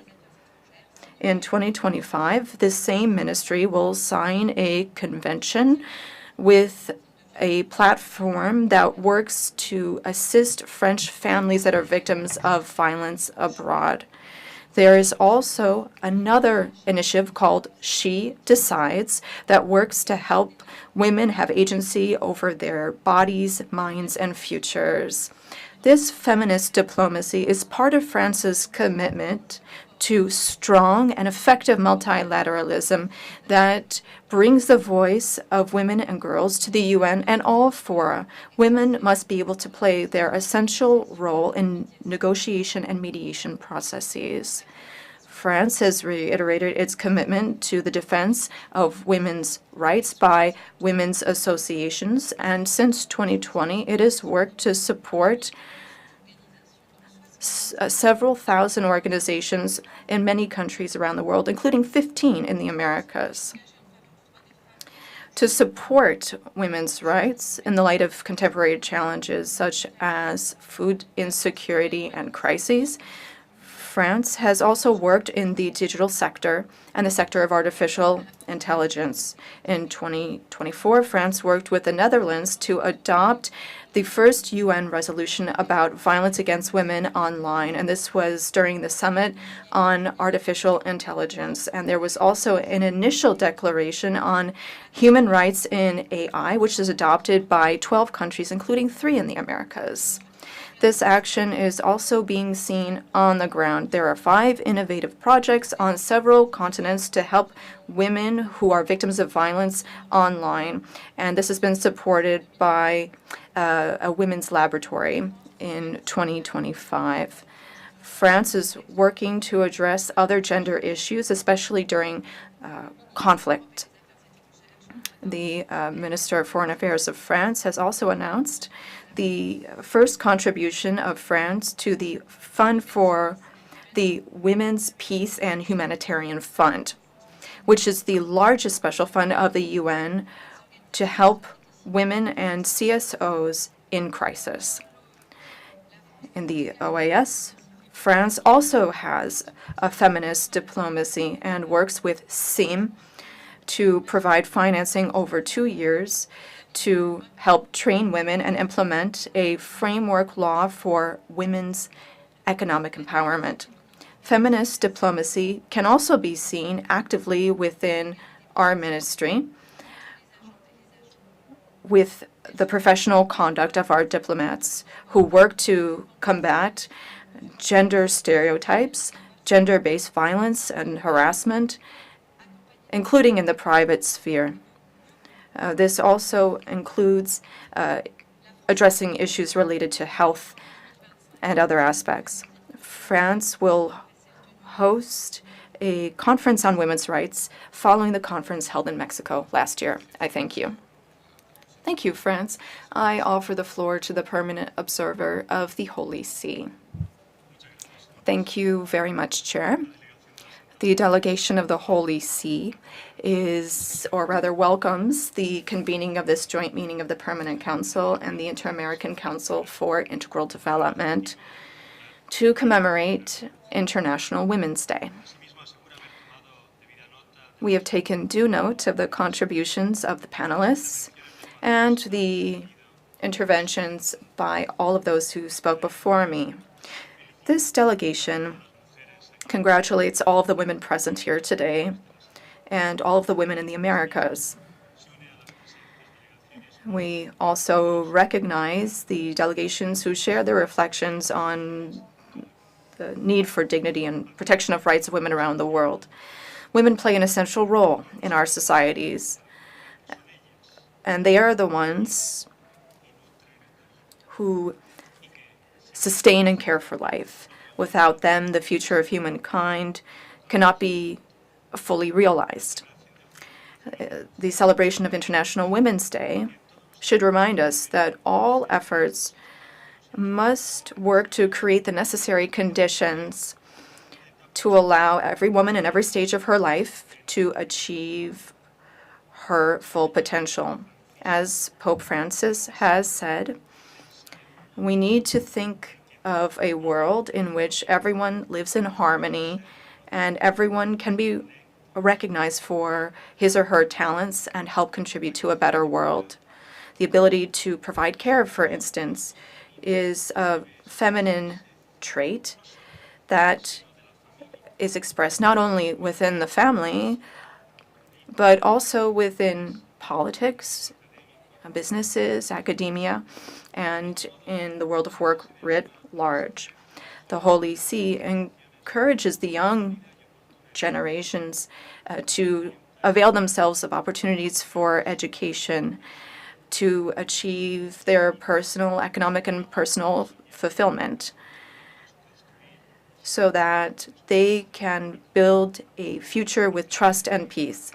In celebrating International Women's Day, this delegation reaffirms its commitment to promote, now more than ever, the dignity of all women in every stage of their lives. So many courageous women who have fought for their rights and the well-being of their families and communities, they are inspirations to us to continue working and dreaming of a society that is increasingly fair and expressing solidarity. Thank you, Chair. Thank you very much, Monsignor. Seeing no further requests for the floor and having heard the very valuable comments made about this commemoration, I propose that the Permanent Council and CD take note of the interventions made by our distinguished panelists, as well as interventions by delegations. Colleagues, today's session was dedicated to commemorating International Women's Day under the theme Autonomous Women, Young Women, and Girls, Empowerment, Rights, and Liberties for All Without Discrimination. This has been a very constructive day that has allowed us to think about the progress made for gender equality, but also the challenges that remain in our region. The remarks we've heard today have underscored the importance of promoting the economic autonomy, human rights, and inclusion of women and girls in all sectors of society. Every phase of history of humankind is marked by a struggle. During the French Revolution, it was a struggle for individual rights. And later on, there were other struggles to obtain social rights. And now it's really the time for women, as the President of Mexico, Claudia Sheinbaum, said. Now is the time to achieve this equality for women. In that regard, I wish to express my thanks to all the distinguished panelists for their thoughtful presentations that addressed key issues and provided us with valuable tools to continue promoting our policies on equality. Their experience and leadership in this area are fundamental in guiding our action in the future. Once again, I thank the permanent missions of Brazil, Canada, Chile, Colombia, Costa Rica, Mexico, Panama, Uruguay, and Bolivia. Their collaboration was crucial in organizing this session and making this important commemoration possible. The presentations and comments from today will be included in the minutes, and what we discussed today will help guide our work in building a more inclusive, fair future that is free from discrimination against all women and girls in the Americas. I would like to invite all delegations to the reception that is being hosted by the Permanent Missions of Canada and Ecuador to honor the opening of the exhibition Las Manos Llenas de Letras and the delegation of Canada's signing of the Inter-American Convention to prevent, punish, and eradicate violence against women, which we recognized and during this session, and we congratulate you once again. The reception will be held in the Marcus Garvey Hall just outside of this room. Thank you, and this session is adjourned.